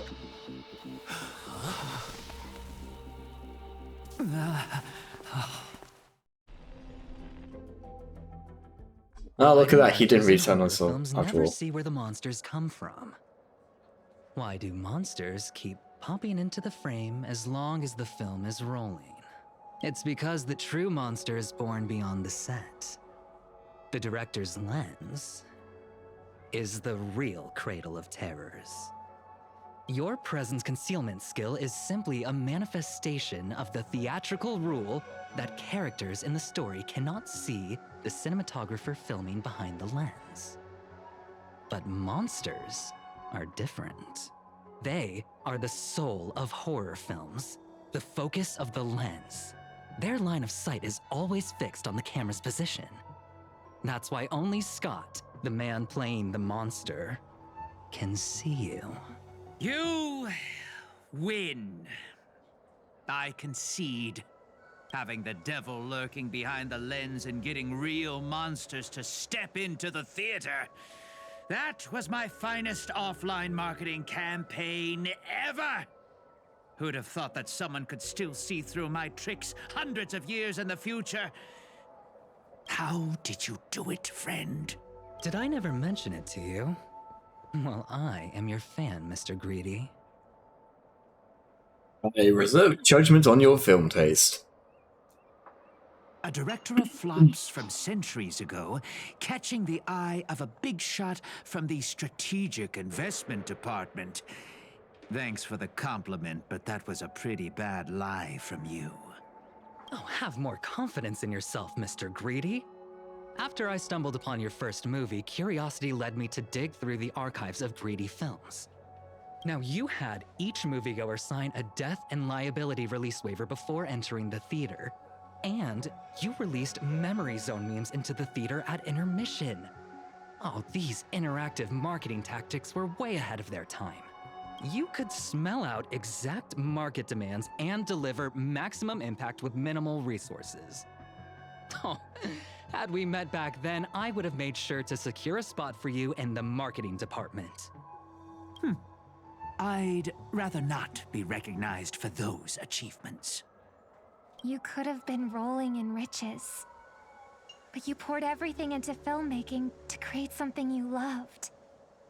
You're a director worthy of respect for that alone. That's pretty legit. But what you've done is unforgivable. And also, that is pretty legit. The watchmaker said almost the same thing to me back then.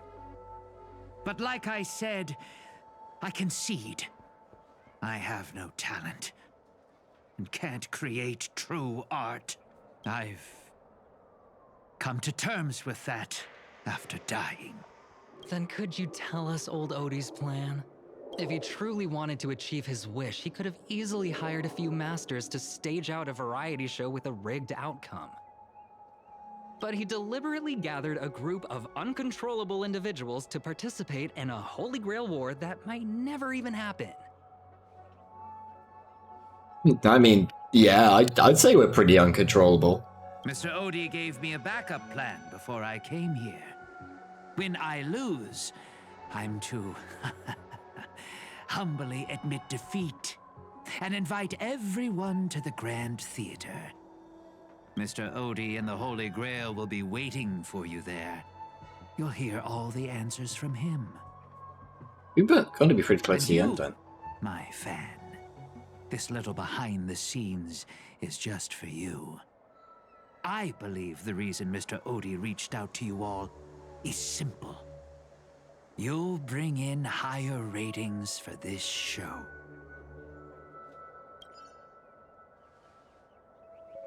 Do you trust what Grady said? There's nowhere in Panaconii more fitting for a grand finale than the Grand Theater. Oh, Mr. Boothill, why are you looking at me like that? What do you think? Didn't expect someone like you to be that Fudger's fan. You could say my master's taste is as tacky as his outfit. Well, instead of calling me Master, a word that brings back dead class structures, I prefer you address me as Mr. Aventurine. See, Red Guy? Those business crooks are all the same. They take everything you throw at them, and insulting them's like punching a cotton fluff ball. Ain't no fun at all. And I'll graciously comply, Mr. Aventurine. As for the final showdown at the theatre, I'm sure that Mr. Oti has already prepared the battleground for us. With the Holy Grail in his possession, he'll be a far more difficult opponent than Grady. A siege and warriors assembled to storm the walls. Now this is starting to feel like a real war. I'm going with you. It doesn't matter whether Miss Snowd is now friend or foe. I will bring her back. Time to gang up on the old man. Come to think of it, wasn't there someone else? Not far away, he's slowly slipping away with hushed steps. Oh, by the way, I think I forgot to ask. Mr. Boothill, do you know which department Scott's from? Aventurine flashed a grin more sinister than the devil's own, his lips barely moving as he silently mouthed the name of that department. The space cowboy let out a hearty laugh, cracking his knuckles with a sharp snap, a wicked smirk spreading across his face as he strode towards Scott. You hear a cry straight out of a cartoon, over the top, full of flair, and surprisingly heartfelt. And you just know for a fact that Scott won't be getting out of that hospital bed anytime soon. But have faith in the medical advances of the Cosmic Age. No Scott was irreversibly harmed in the Holy Grail War, especially not in a dream. Whew. Now, that's more like it. Let's move out. Okay, but that implies that Boothill just fucking shot him. Alright, let's go.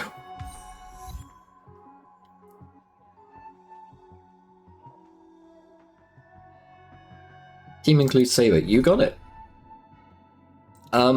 Yeah, actually, I'm fine with this. It seemed like a stupidly good team. This actually seems like a very inefficient team. Saber does wind. You'll notice that wind is not recommended up here. But okay, we'll go with this. I mean, this team seems fine. It's got 3/4 what I like, but hey. It's a mockery of a war, but you set it up so intricately. I don't get it. The 12 hours that reference the passage of time, and this moon placed right at the heart of it all. Anyone with magecraft training can feel power continuously flowing into this place, but this world has no magecraft or mages.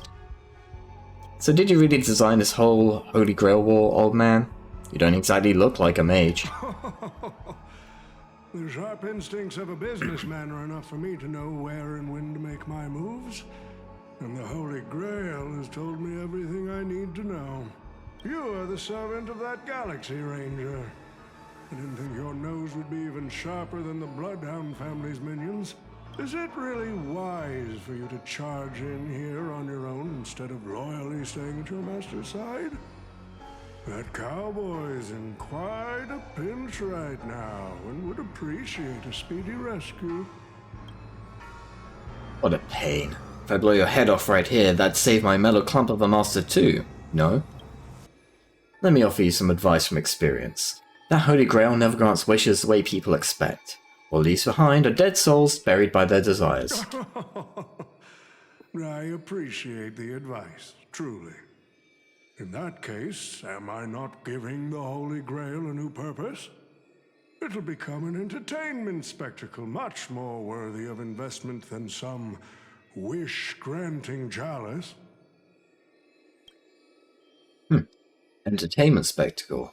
I get it now. That clicks pretty well with the essence of the Holy Grail. No wonder it managed to power this Holy Grail war. I've been wondering what you could possibly put into the Holy Grail apart from wine, given this is a barren world where mystics have completely degraded. But if something could replace magical energy, and manage to infuse the Holy Grail with enough power to create miracles, well, that changes things entirely. Instead of something that must maintain the concealment of mystics, the Holy Grail War will become a public entertainment spectacle instead. Then the people on this dream-soaked planet will come to believe in the miracle of the Holy Grail through learning its rituals and witnessing the summoning of heroic spirits. And so, little by little, their wishes will turn into fuel, coating the Holy Grail in the fabricated miracle. And the farce you've orchestrated will end up stomping all over those wishes. Quite the impressive insight, servant from another world. Your presence here was certainly a surprise to me, but you and your friends are needed. The Holy Grail needs more efficient fuel. And that means you. Miss Note? No. It's time for you to show Penacony your true charm. The curtain fell with a soft rustle, veiling the stage in I did silence. what you wanted me to do. Well done, my old friend. So many years have passed, but I still remember every performance you gave, every dance you danced, every melody you sang. You were like a blooming iris. But I prefer how you are now compared to your heydays on the stage. Stripped of all the external pretenses.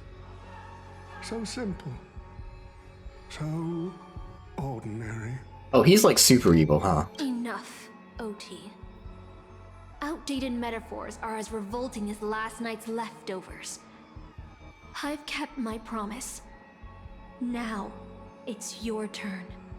There's no rush, my old friend. Everything you desire can be obtained without magecraft or miracles. Money is all it takes. The so-called Holy Grail is nothing more than a vessel crafted from gold. And the real stars of this show are about to make their entrance. Your job is to hold them off until the last step of the ritual is complete. Once that is done, I will honor my end of the deal. OT. Looks like your business acumen has rotted along with this world.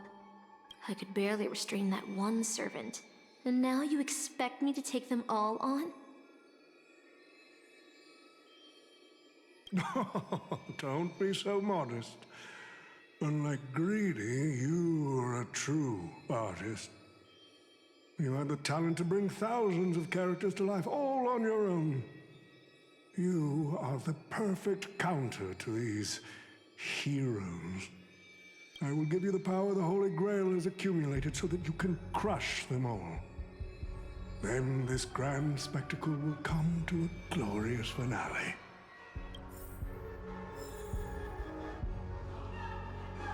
Oh, well, we have a saber.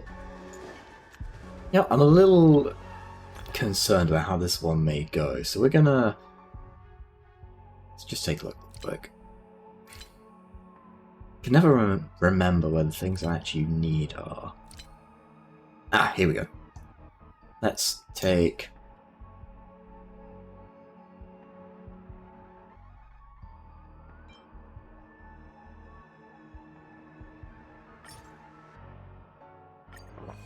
Better break effects? Cool.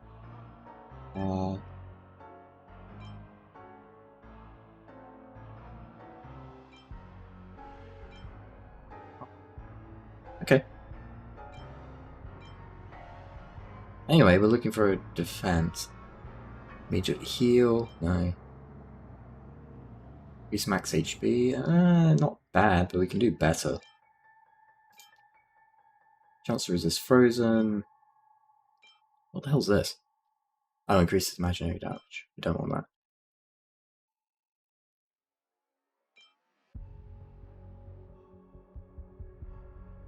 We don't want randomly applied.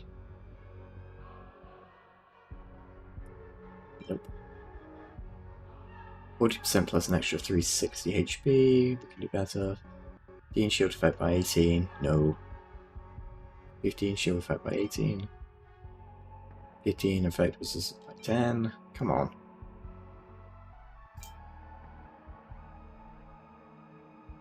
Is it really the max HP by 20? That's crazy. I thought we could do better than that, for sure. Well, that's... That's 14 plus 360. Well... This is actually slightly better.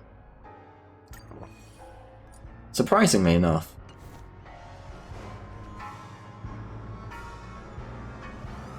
Oh, fork it. Wasn't that blue guy supposed to scout this place ahead of us? Haven't even heard a single peep from him so far. How could that old man have pulled a fast one on him? No signs of battle. This doesn't quite seem like something Lancer would do. Maybe he went fishing? From what I know... Wrong voice. From what I know about that man, he might even stir up some pointless fights just to walk away happy. Miss Note, I'm glad you're okay. Wait. Something's off. Miss Note. I trust that you've seen Lancer here, haven't you? Yes. He came to the Grand Theater with his spear raised and ready, eager to impale old Odie on the curtain. I couldn't agree more with his approach, but I still have dreams left unfulfilled in this miraculous second life. So, I asked him to take a break. Okay, but we already knew that. I'm acting surprised for no good reason. And I must insist that every one of you take a break as well. Until Mr. Odie finishes the ritual. Fear not. There will be no pain. Please, leave your passion and ambitions on the stage. Like how actors shed their fatigue and makeup behind the curtains. And rest. Let the curtain fall! Cannon can, Crescens! Oh god damn it.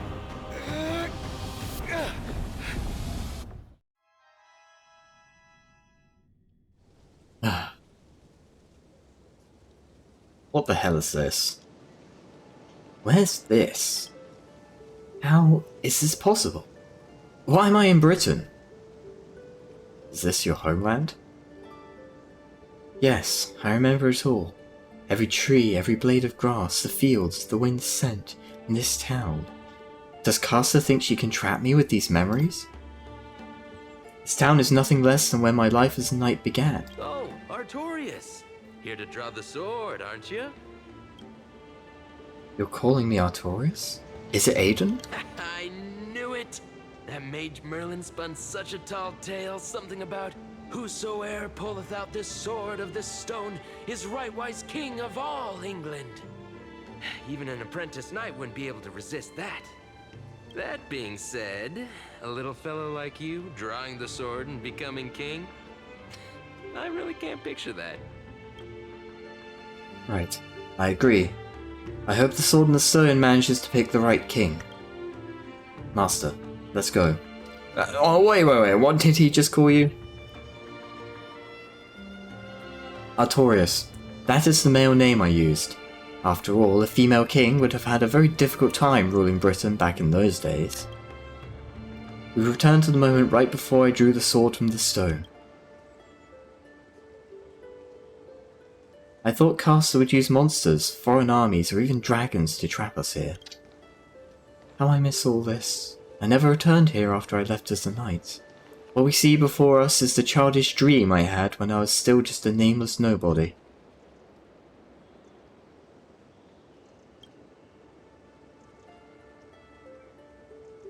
The girl seemed drawn by something. Her gaze wandered to the end of the path. What a shame. She's created such a fantasy for me, yet I don't even have a mount. Is there somewhere you want to go?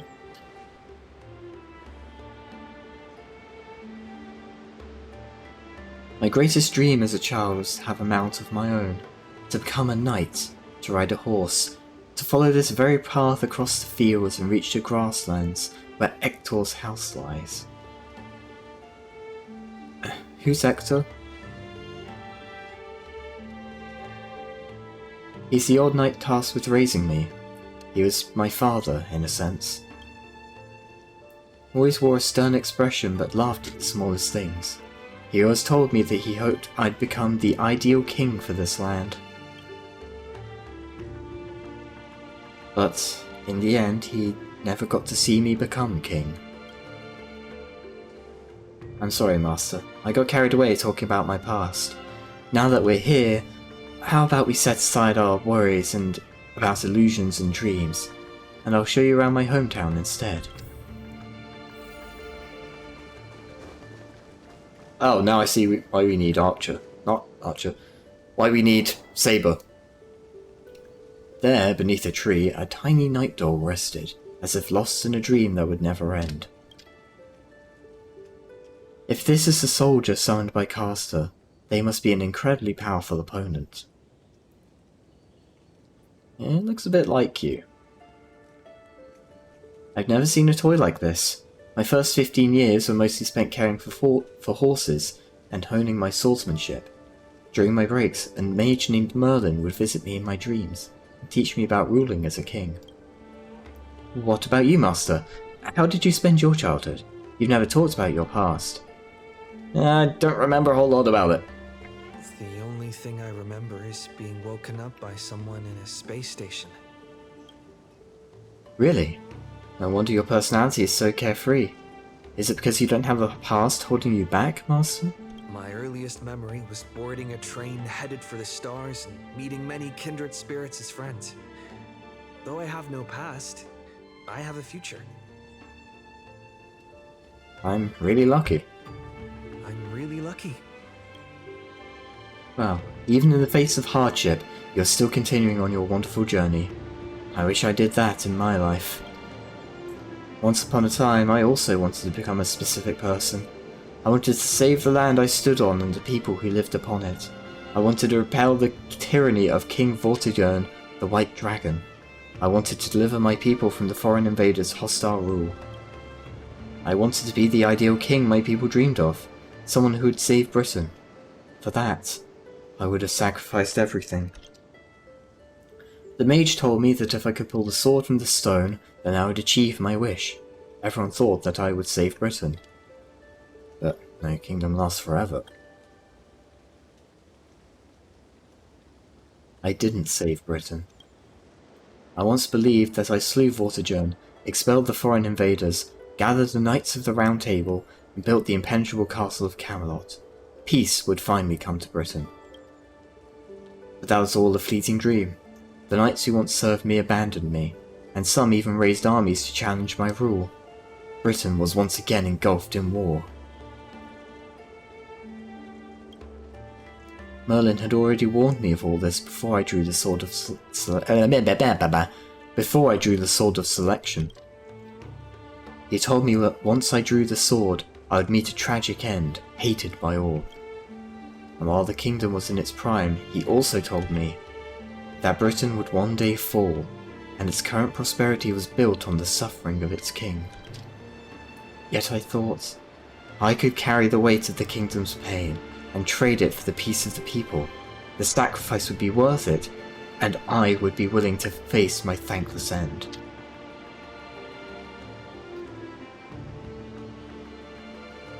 You remind me of Sunday. You recount the fantastical dream you had during Penacony's Charmony Festival to Saber, how a man dreamed of creating Paradise Kingdom with his own power. Miss Robin's older brother? His thoughts and actions do sound a lot similar to mine. I promised everyone that I'd build the ideal kingdom, but I left the land of Britain with endless wars, dying warriors and starving children. The one who deserves to face destruction is me, not my country or my people.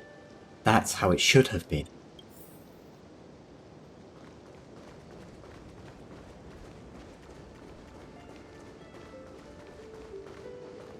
So, this is the sword in the stone?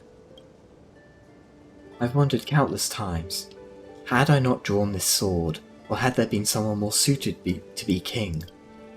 Would Britain have truly become the utopia I dreamed of? What kind of a life would I have lived?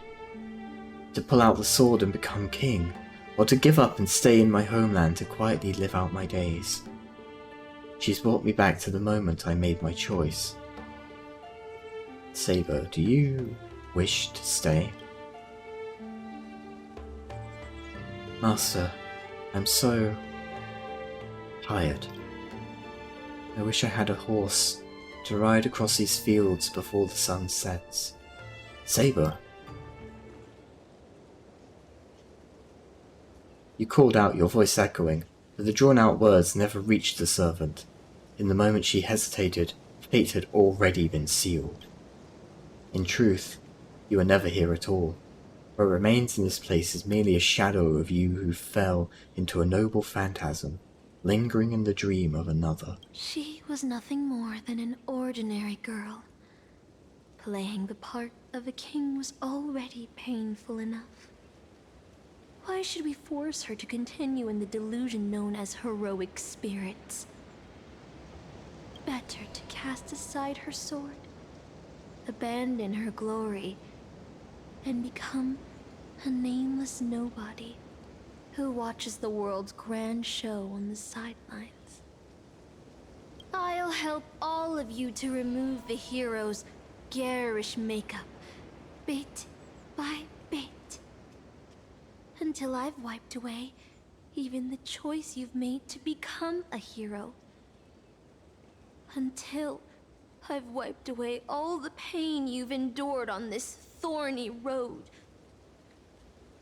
I've prepared a simple and happy life for all of you in this show, including you, Trailblazer. Now. So, newcomer, are you staying? Someone like you has probably already burned through all your luck just trying to get into the Herta space station, but I'll go through the motions and confirm it anyway. Just so you know, working at the Department of Cosmic Geography isn't as easy as you think. Oh, what the hell? No. No, no, no. Look at me in the eyes and say that again.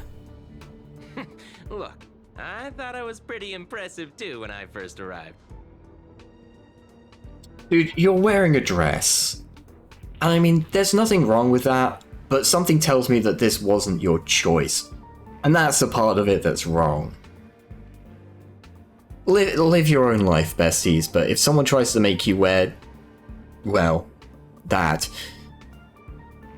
I'm just saying.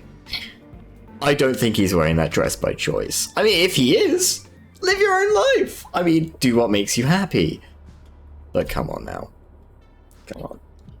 We all know he'd much rather be wearing some slacks. But you'll be beaten into shape in no time. You're just a regular researcher on this station. No one's gonna even bat an eye at your so-called talents and smarts. Where's my baseball bat? And I'm the Cosmic Geographer. That's not as impressive as you think it is. I defeated Tasselov, I mean, come on. Is that a game character? Oh my god. I'm a nameless! I don't belong here. Are you dreaming or something? Maybe you should take a sick day and get a checkup at the medical department. I'm a bit of a fan of the Astral Express, and I know that every nameless who boards it has been through some incredible adventures. So, tell me, what great deeds have you done? I took the Doomsday Beast's ultimate to the face. Oh, I've heard of that. Apparently, a valuable relic was stolen from the space station. It was swallowed by a mysterious intruder, which then led to an attack from the Antimatter Legion. If it weren't for Madame Herta stepping in to handle the crisis, we'd all be burnt to a crisp by now. Any idea who that mysterious intruder was? Yep, you guessed it. It was you, brat. The only reason you got a job here is that lead researcher Asta took pity on you. I defeated Fantilio on the CN show. Oh, you mean the Lord Ravager who recently appeared on the Xianzhou and caused a huge ruckus? From what I've heard, her plan was foiled by the general of the Luofu, but the Xianzhou people paid a heavy price for it. Listen, don't use someone else's tragedy as your bragging material. Oh, this is some bullshit. This is some bullshit. Yeah, fuck it, Penacony. I'll pull the Penacony trigger. Let me guess. Next, you'll say you were invited to the Charmony Festival. Yes! And became the festive superstar. Yes! Also, yes! All correct. I even became a shareholder.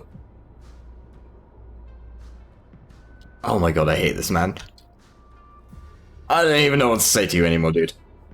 Oh, I know what's happening now. The Department of Implement Arts imported a batch of dream bubbles. Loads of young, naive researchers have been wasting entire days in them, ignoring even their paid work. You probably ate too much of that Memoria too and thought those illusions were real. Uh-huh. Why else would you believe you're a nameless aboard the Express?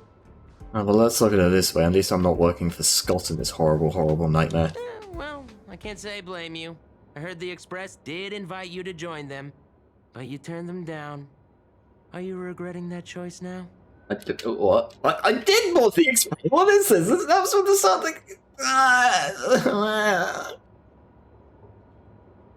Yes, I regret my choice. I regret my choice. But was that answer truly what you thought? Or was it some sort of elusive manipulation? You tried to piece together what's happened, but your memories feel more distant with every passing second. About the Astral Express and the Nameless. Like sand under the waves, your memories crumble and fade, and suddenly you understand why Saber chose to stay, even just for a moment. Why didn't you step aboard the Astral Express back then, on that split-second impulse? It no longer matters. The researcher in the Department of Cosmic Geography standing before you watches you closely, perhaps searching for words of comfort, or maybe looking for the right joke to shatter the heavy silence. Eventually he speaks. Well, your resume doesn't show any particular skills, so I'll start you off with some light tasks. Sort the Department of Cosmic Geography's expenditure report for the past 6 months, schedule research meetings for the upcoming month, collect project proposals from all levels of researchers. Yeah, that should keep you busy for a while. Wait.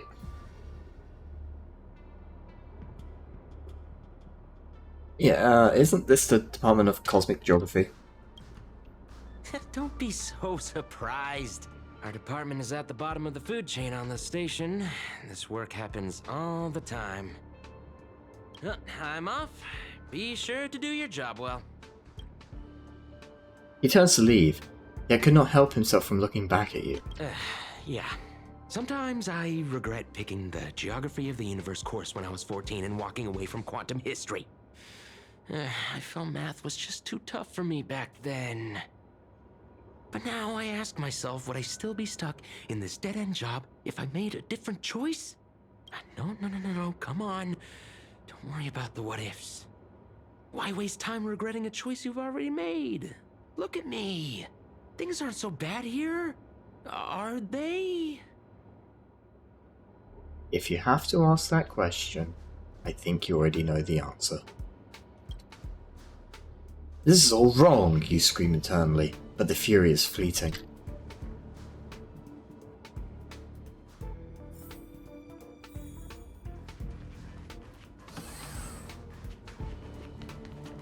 You're late, newcomer. A few more system days of delay, and we'll miss the reimbursement deadline. I'll cut you some slack given that you're new. Now get to work. What a messy desk. Am I supposed to organize all this stuff? Where do I even start? We'll sort by timeline. You're too slow. Keep going like this, and you'll still be here when the Amber Lord makes our next hammer swing.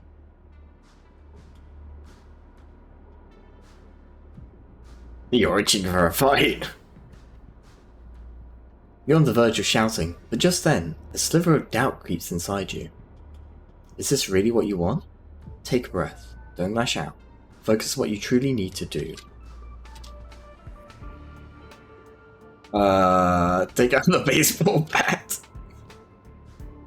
The bat you always have at your side is no longer there. Then again, did you ever really have it in the first place? I quit. But where would you go? Is there anywhere you can go? You're young with no special talents. Isn't your best bet a cushy job with full benefits, clocking in every day until the world ends? Yeah, I guess we'll just do the task. What are you standing around for? You think space bionic snails are going to do the work for you? I mean, they might do. Timeline. Yeah, that's it. Calmly and nicely drop the fight. By now, the job feels like second nature. Might as well tidy up the last of the files.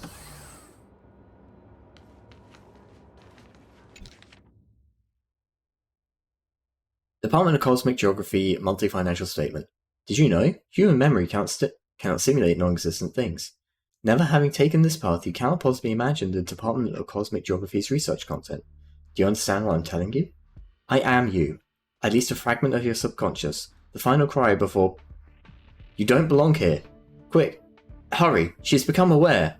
Now you must... On your own. These reports are endless.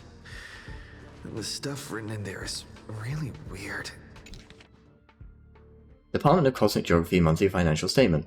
1. 3 slices of purchased from Belobog. The following is a brief description of the environment in which was discovered, alongside a detailed analysis of its components. The primarily revolves around trailblazing, and can be roughly categorized into the heroic spirit, adventurous experiences, companions, and with unique properties purchased from the Lorfu. The analysis of its nature is as follows. For detailed experimental procedures, please refer to the project report. The gaze of the Aeon had no significant impact on the fundamental nature of the... There is a potential for escaping, but no one can truly break free from... Do not step onto the stage, do not aspire to become a hero. There, you'll find only... And... Do not go down that sorrowful path. Hold on. I think I've seen that person over there before. Well, it's about time you got here, Archer. For fuck's sake, get me out of here. If you're going to ask me, have we met before, my answer is going to be no. See, you definitely know me. You glance at his work tag. On it, just a single letter. A. Department. Domestic Services. Wait, since when does the space station have a Domestic Services department? Come on, Uncle A. Don't you ever feel like you don't belong here?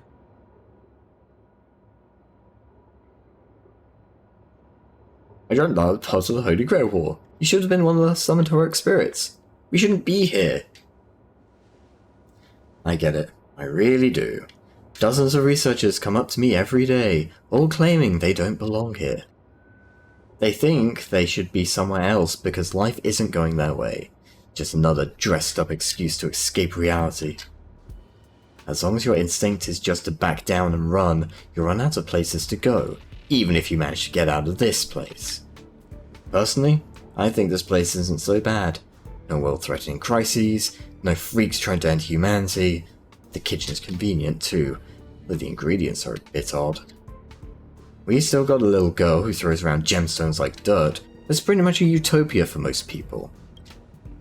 There's no turning back once you leave your ordinary life behind. You glance at him, wanting to say something, but decided not to.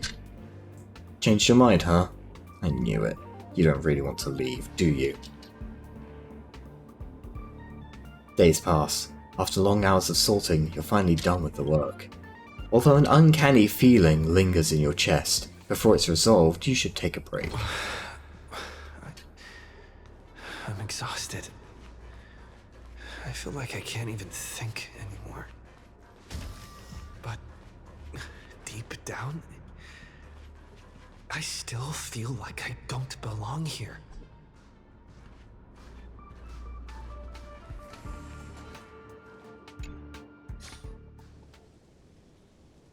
Drifting quietly over the surface of the dream, suspended in the moment before you sink.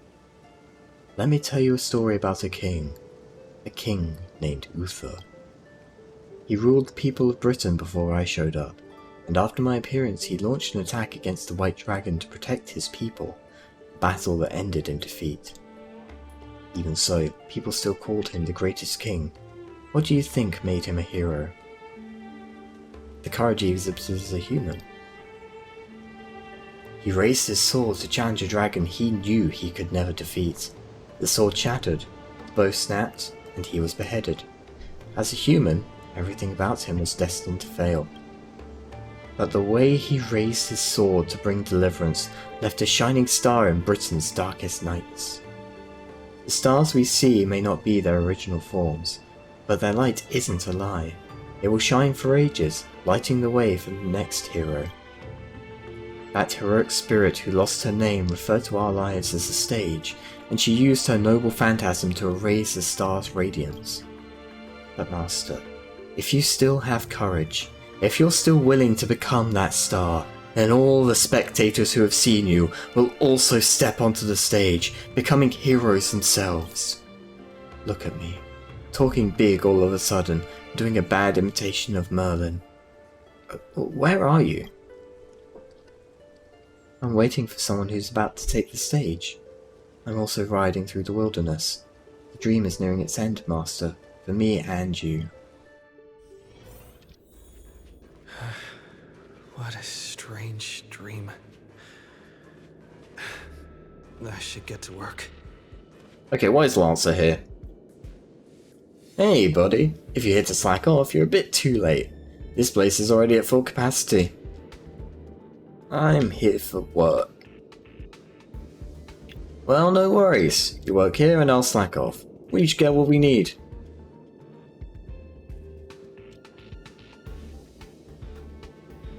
But now, you ignore the security department staff's careless attitude and lower your head to resume your task. You've got this. You're not losing to some grown-up who's slacking all day. First on the list, a quantitative analysis of microphage cluster interference on planetary magnetic fields. 15 attendees. Must be scheduled within the next 2 days. Okay, so we'll go this morning. Sorry, there are no conference rooms available at your requested time. Okay, night after the next day. Fine. Sorry, there are no conference rooms available at your requested time.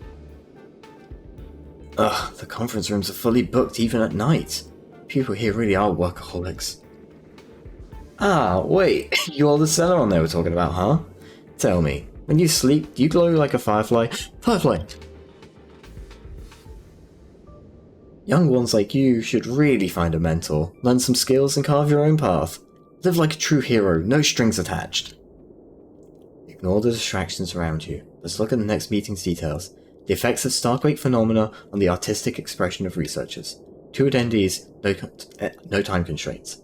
A century. A century later, we'll do that in 100 years.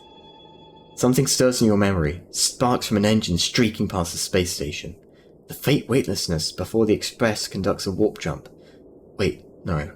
None of that is real. Researcher, you should be focusing on your task at hand. You've still got 899 more meetings to schedule. Better hurry up and finish before things spiral out of control. Man-made ore symposium, visit from the Intelligentsia Guild. Monthly budget review? Planetary decline observation. That sounds important. Alright, including 2 new system-generated meetings, just 897 more to go, and the list is done. Stead collapse observation. That's right, exactly.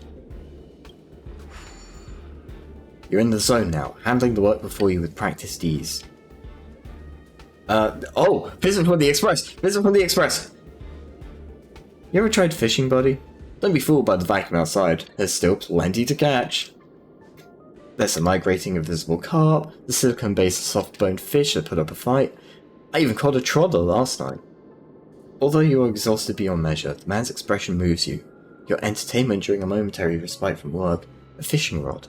Life at the space station isn't as bleak as you thought. Maybe this is your utopia. By the way, I heard the Astral Express is coming back and we'll be stopping at the space station for a while. Wanna go check it out? Just for fun. The Astral Express. I turned down their invitation back then. We gotta go. We gotta get there. Did I really make the right choice? How the fuck do we get there? How do we get there? We gotta get there. We gotta go this way. Gotta run. We gotta run. We gotta run. We gotta run. We gotta run. Chat, we gotta run. We gotta get to the express. Gotta go faster. Go, go, go, go, go, go, go. Maybe if I spam it, I could go faster. Power slide. There was no power slide. Long time no see, Callan. How's life been on the space station? It sucked. Save me, Himiko. Save me, Space Mom. I see. If things are tough, you could always talk to Asta. She's sure to help you out. We travelled to many places after we parted ways. Belobog, the Xianzhou Luofu, Penacony. There were both good and bad moments along the way. How's Mr. Yang? Have you ever heard of the planet called Earth? Soon after Dan Heng left us, Welt found the way back home just as he had hoped. Let's pray he makes it there safely.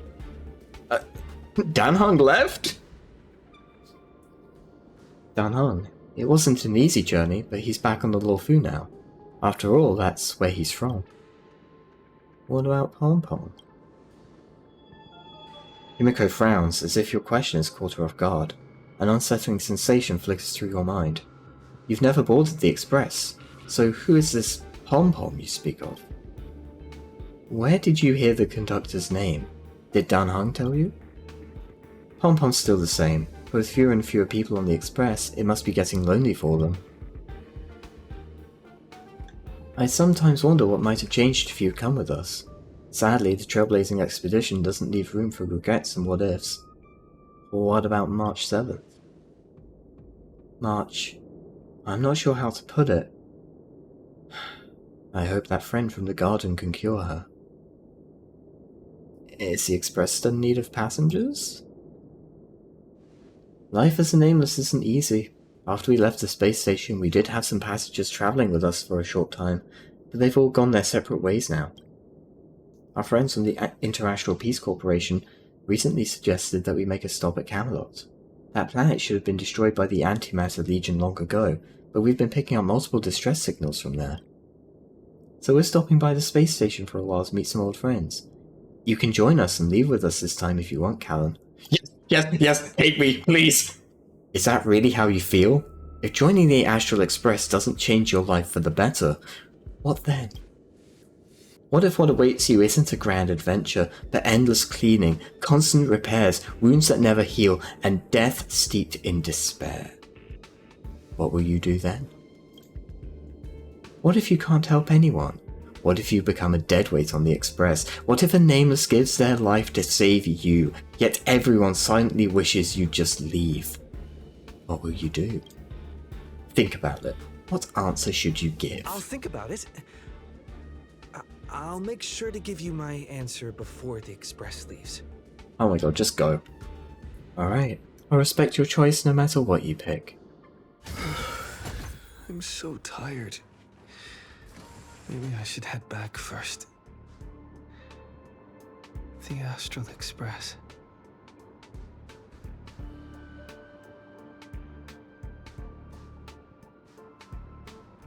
Okay, let me give you a little bit of Callan backstory. I'm sure everyone feels, to some degree, like they make decisive choices. I am someone who has not had a particularly straightforward life.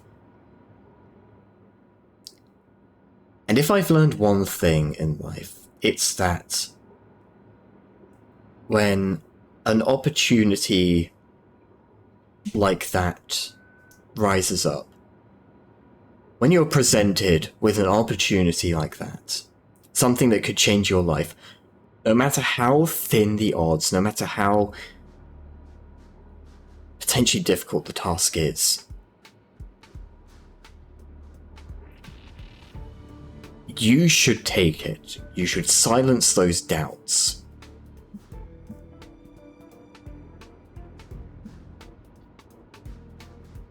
If you feel in your gut, if you feel in your soul that making that choice is the right cause, it's the right thing for you,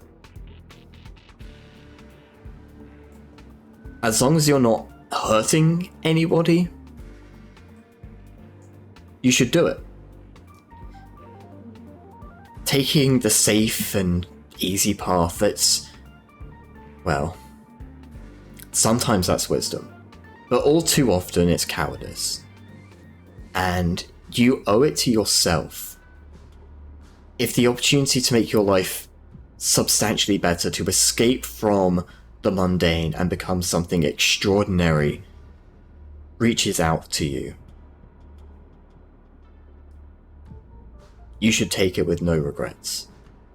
And even if it blows up in your face, even if it comes crashing down in a spiral of flame, fury, and utter defeat, at least you can hold your head up high and say that you tried. Everyone owes it to themselves to do so.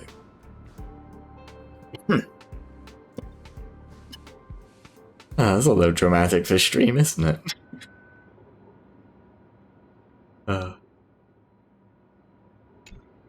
Maybe chat, maybe one day you'll hear the tragic backstory of Callan. But tonight's not going to be that night, I'm afraid. A peaceful dream stirred by birdsong beyond the window. However, can a robin really sing in the vacuum of space? Let me tell you the story of a bird who was imprisoned wrongfully. She was once a singer, thrown into a dark cell for composing songs that the powerful didn't like. The bird heard many voices of sorrow. So, she sang for the others trapped inside, soothing their homesick hearts and inspiring them to rise up. In the end, the bird broke free with a pocket watch, a wolf, and countless companions by her side. Oh, she was one of the founders of Penacony. The bird believed that she would begin a new life after gaining freedom. She would shine on the stage and the silver screen, displaying her beautiful feathers and voice, just as she had once brought hope to the hopeless. But she was wrong. Penacony soon became unrecognizable. The songs she sang, the films she starred in, and even her own life were all locked away in a cage called money. Turned into mere commodities. The movie studio wanted to turn the bird into a symbol of beauty. But the bird longed to escape from this suffocating, filthy gutter. They stripped away her stage name, replaced her with a fresh-faced chick, and smothered her with slander and rumors, leading her to a disgraceful end. So, you seek revenge on those who tarnished your name? No. The exact opposite, in fact. When I returned to this world, I realized there was no one left to take revenge on. Instead, I will reclaim the name they took from me and erase every single work I've ever produced. I'll destroy every trace of my existence. As you know how it feels to be locked in a cage and have everything taken from you. So why do you still trap the Masters and heroic spirits in your noble phantasm when they wish to end this Holy Grail war? Old Odie may be able to fulfill your wish, but the cost he demands is far greater. As someone born in the same era as him, you should know this better than I do. Ugh. OT is nothing more than a parasite feeding on Penacony. Of course I won't trust him. But you're different, Master. He's a worm who has a wish for the Holy Grail. Yet, there's nothing the Holy Grail can do to sway you.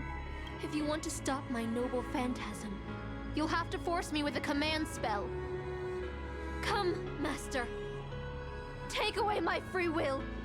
Just like how they took away my name and career with their contracts and laws. Okay, I get it. I get it. I get the whole... It's an artistic thing, right? Like... No, you can't use the command steal on her because then you'll be just like you'll be just like the bad guy. But it's like, okay, but there's like a practical element here of we want to end the Holy Grail War. You're kind of stopping us from doing that, and we have a very easy like key to just go, and we're free. Like I get it, I understand. It's like the artistic thing of no, I won't be like them, but I mean. The goals, the end result, they're kind of significantly different, right? Like, am I crazy? I feel like this is my problem with, like, exactly this as, like, a narrative crux, is that, like, the ends justify the means. Like, we're comparing, like, apples to oranges here. You know I won't do that, Miss Note.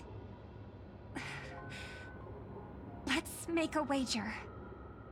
I've never once gambled in my life.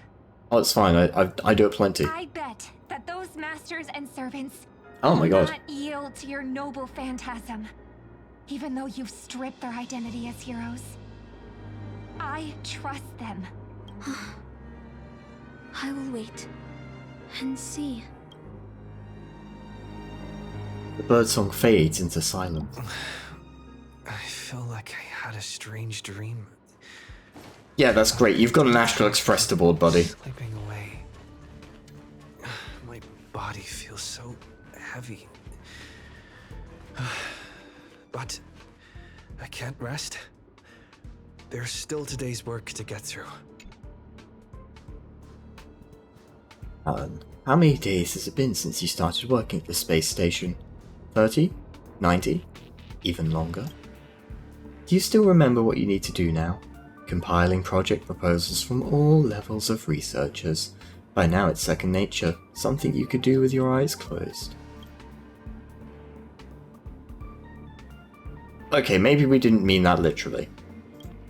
We'll simply breeze through the work. We'll simply continue to breeze through the work. More breezing through the work. Still thinking about the Astral Express? You've been wrestling with that choice for ages, and still haven't made up your mind. They'll be departing soon. You wish them a journey full of wondrous encounters. I want to leave. I want to leave. I want to go. I don't know where to go. If you board the Express, what waits for you may be nothing but danger and the terrifying unknown. Your deeds will be forgotten in time, and your journey will eventually come to an end. Let me go! I long for a quiet, ordinary life. So you are glad you stayed. No ticket, no bat, no danger. Just a quiet, peaceful, and undisturbed life. Okay, problem with that. Kiddos, do we see that lapel there? That one? That golden thing with a little red bar on it? Do you know what that is? That's a ticket for the Astral Express. We have our tickets right there! Our ticket's right there! It's right there. Our ticket is right there. I know, it would have been... Okay, maybe it would have been a bit too much effort to make a new model just for this, like, one scene. You know, or this one section on the station, you know, without the ticket. Yeah, this is a detail that most people aren't going to notice. And to be fair, it might not be a ticket. I think it is a ticket because all the characters that are on the Astral Express have one somewhere on their default costume. Like March has one, Dan Hong has one, Himiko has one, Welt has one. But none of the other characters do, right? So I'm pretty sure it's a ticket. I mean, it looks like a ticket. Old train tickets would have like a strip that you could tear off, and I think that's what that is. Well, that's what it's referencing, at least, the red bar. Anyway, it's such a nitpicky little thing. The work you had piled up took far too much of your time. 1 day, 2 days, 10 days. Maybe you'll never catch up to the Astral Express again. You're tired. Find a room and take a break. Oh boy, now they're both here. Isn't that our Celeron boy? I was about to mix you a drink, but since you're still underage, I'll hold off for now. I was once a trailblazer on the Express.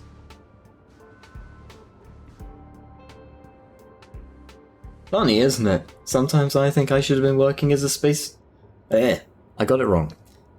Funny, isn't it? Sometimes I think I shouldn't be working as a space station security guard either. So, do you want to board the Astral Express?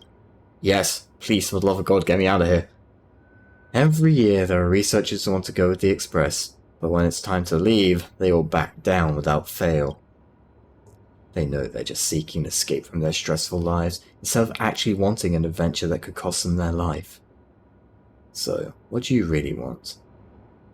I want to go on an adventure into the unknown.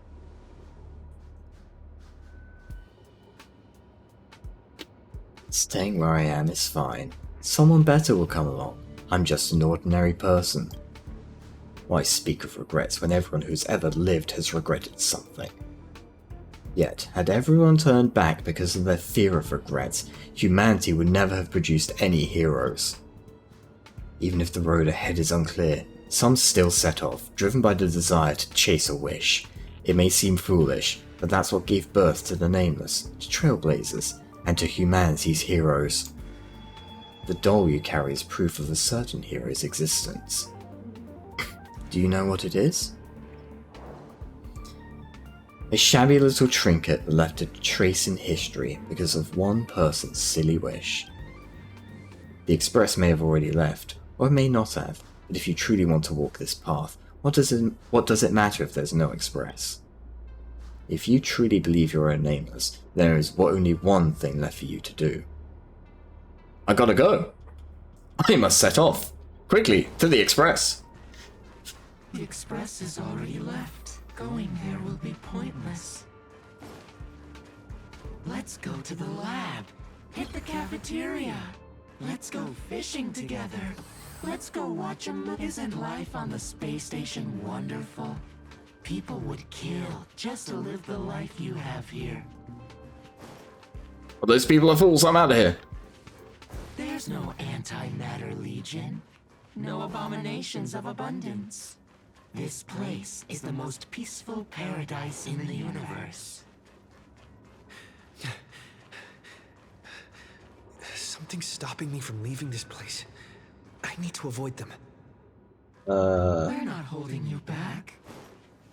Stop. The future of a Nameless is nothing but emptiness and despair. Do you think you're special? Think of Tiernan and Kelbeck. The Nameless, who were better than you. They were all consumed by the lightless outer space, never to return. So you finally admit that I'm a Nameless. So you'll finally admit that I'm a Nameless! The voices that once spoke to you fell silent in an instant. They never spoke again.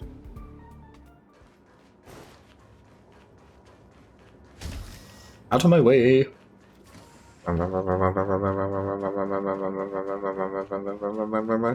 Wait, this isn't the...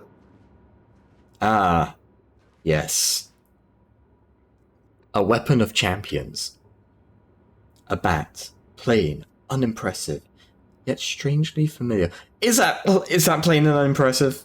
It's literally like reading gold. You once believed you'd never hold it again in this lifetime. Would you still pull this weapon out? Even if it'll bring about a tragic end? Yeah, for sure, homie. That's what Merlin told me, too. Which is why I've crafted such gentle dreams for you all. Isn't that what you've been looking for all this time?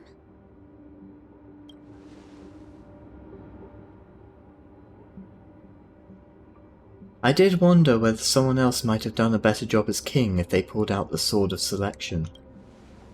But I can't blame the girl who drew the sword in the stone for overestimating herself. She just wanted to deliver something from disaster, just like the king who challenged the White Dragon.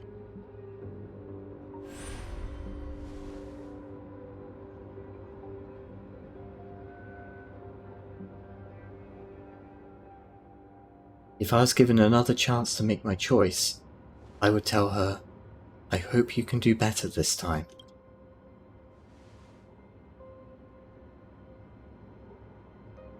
Master, you've had enough rest in your happy dream, haven't you? Now, let's leave this place together. You'll regret this!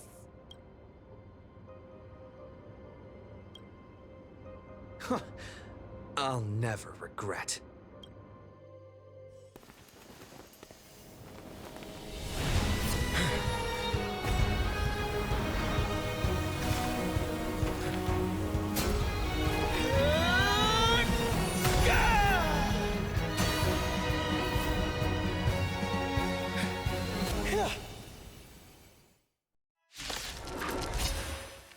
Why?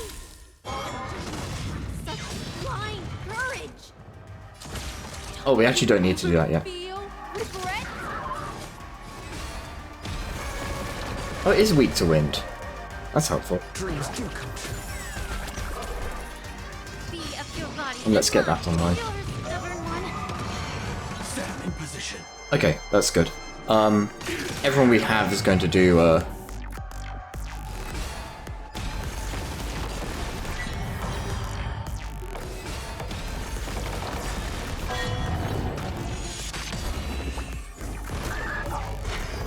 Stay in step.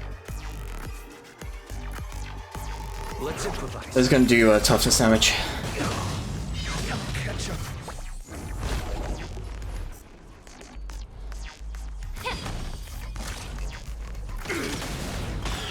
Ooh. The mood is set just right. Let the show begin!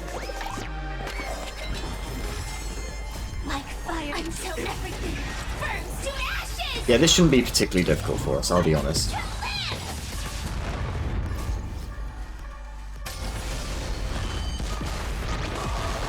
Did the rhythm get messed up?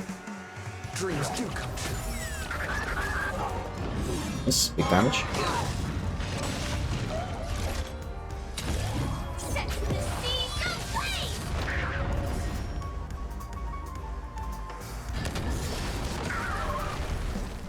It really does suck that the Fate characters aren't getting English voices though. It's just like, either you play it in Japanese, Chinese or Korean, or you just don't get to hear them say anything ever. And as someone who likes having their games voiced in a language that I actually speak, yeah, that's kind of a problem.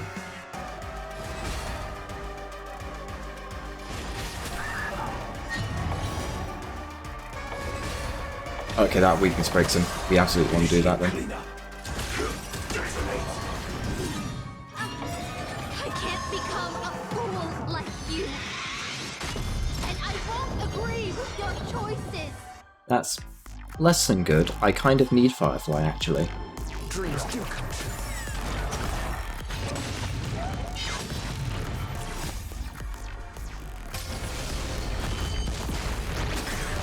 See what I mean? Alright, we got him. Bonk. The mood is set. Let the show begin! I think I want to do that here. The truth. Everything in this world is bleeding. Oh. Yeah.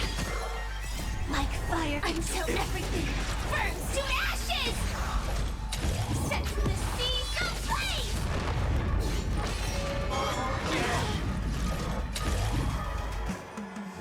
It's annoying.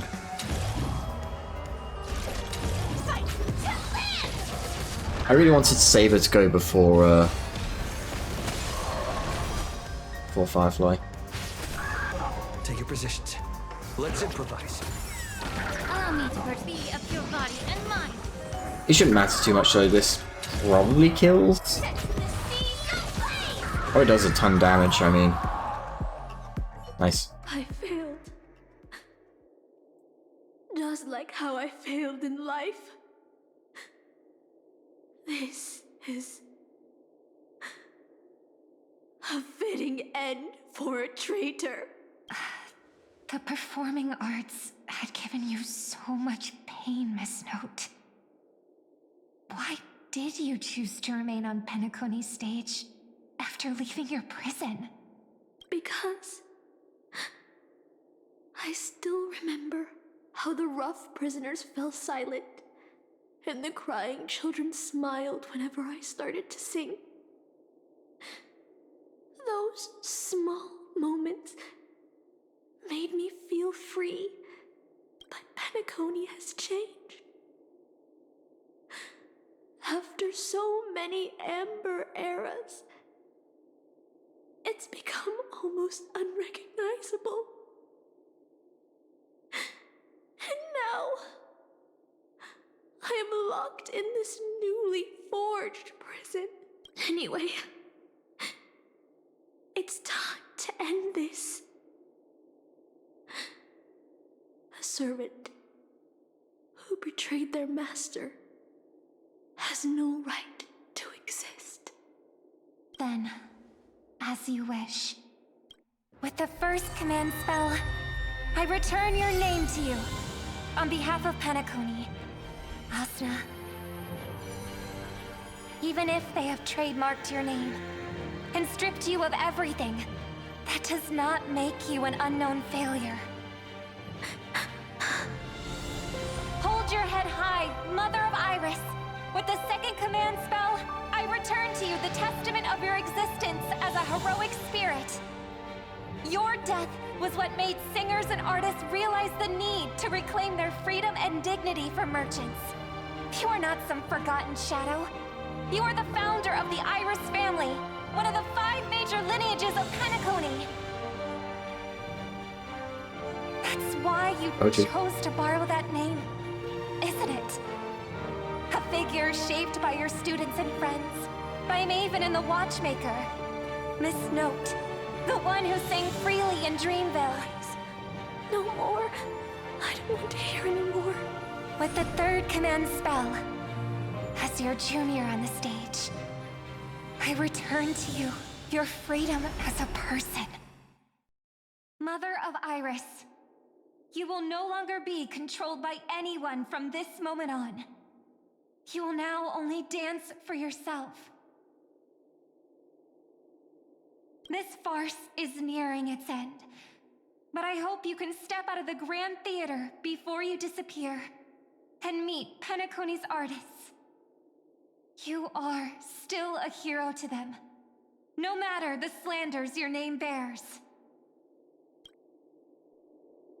Meanwhile, the master and his servants, freed from the dreamscape, stepped into the heart of the Golden Theatre. I sense a powerful force similar to magical energy. It seems the Holy Grail's holder is about to complete the ritual. The last 2 servants left are Ryder and Berserker. Which one will face us? Or will it be both? With the enemy already in possession of the Holy Grail, it looks like we're in for a brutal fight. 3 against 2. Master, I swear on this sword that I'll protect you, no matter the cost. Boothill and the others got out too. Should I go check on them? We probably should, but that's something that we'll have to save for another time.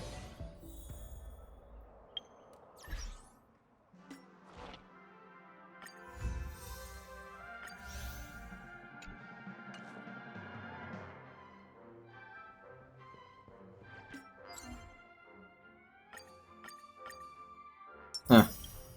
I figured having played that much of it, we would have gotten our dailies all done. Oh well. Folks, that's where I'm going to leave it for tonight, but fear not. I will, of course, make sure you are taken care of. I'm going to raid someone. I'm playing all...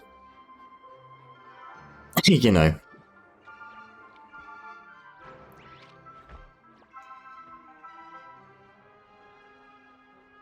Let's see.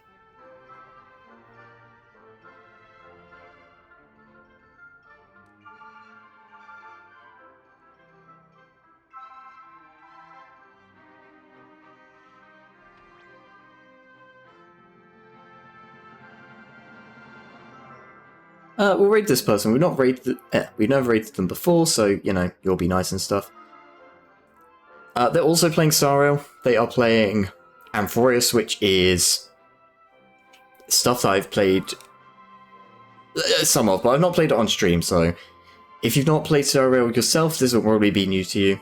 Just bear with it. Anyway, I've been Callum. Thank you so much for watching. I'll be back tomorrow with MechWarrior. It's going to be MechWarrior Mondays. That's what we've decided, and I think mostly what the algorithm has decided. In any case, I will see you then, and until then, take care, stay safe, and, well, maybe follow those slightly reckless opportunities. After all, you may only get to make that choice once in your life. Take care.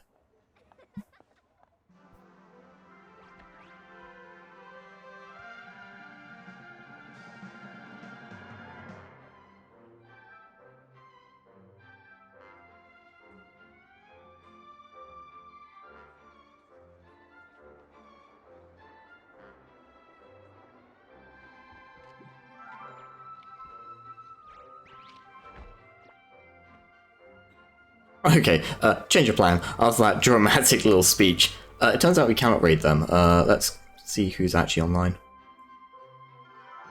It's the part where no one's online, right? Oh, there we go. V's online. Alright. You know the drill with V. Off we go, everybody. See you next time, folks.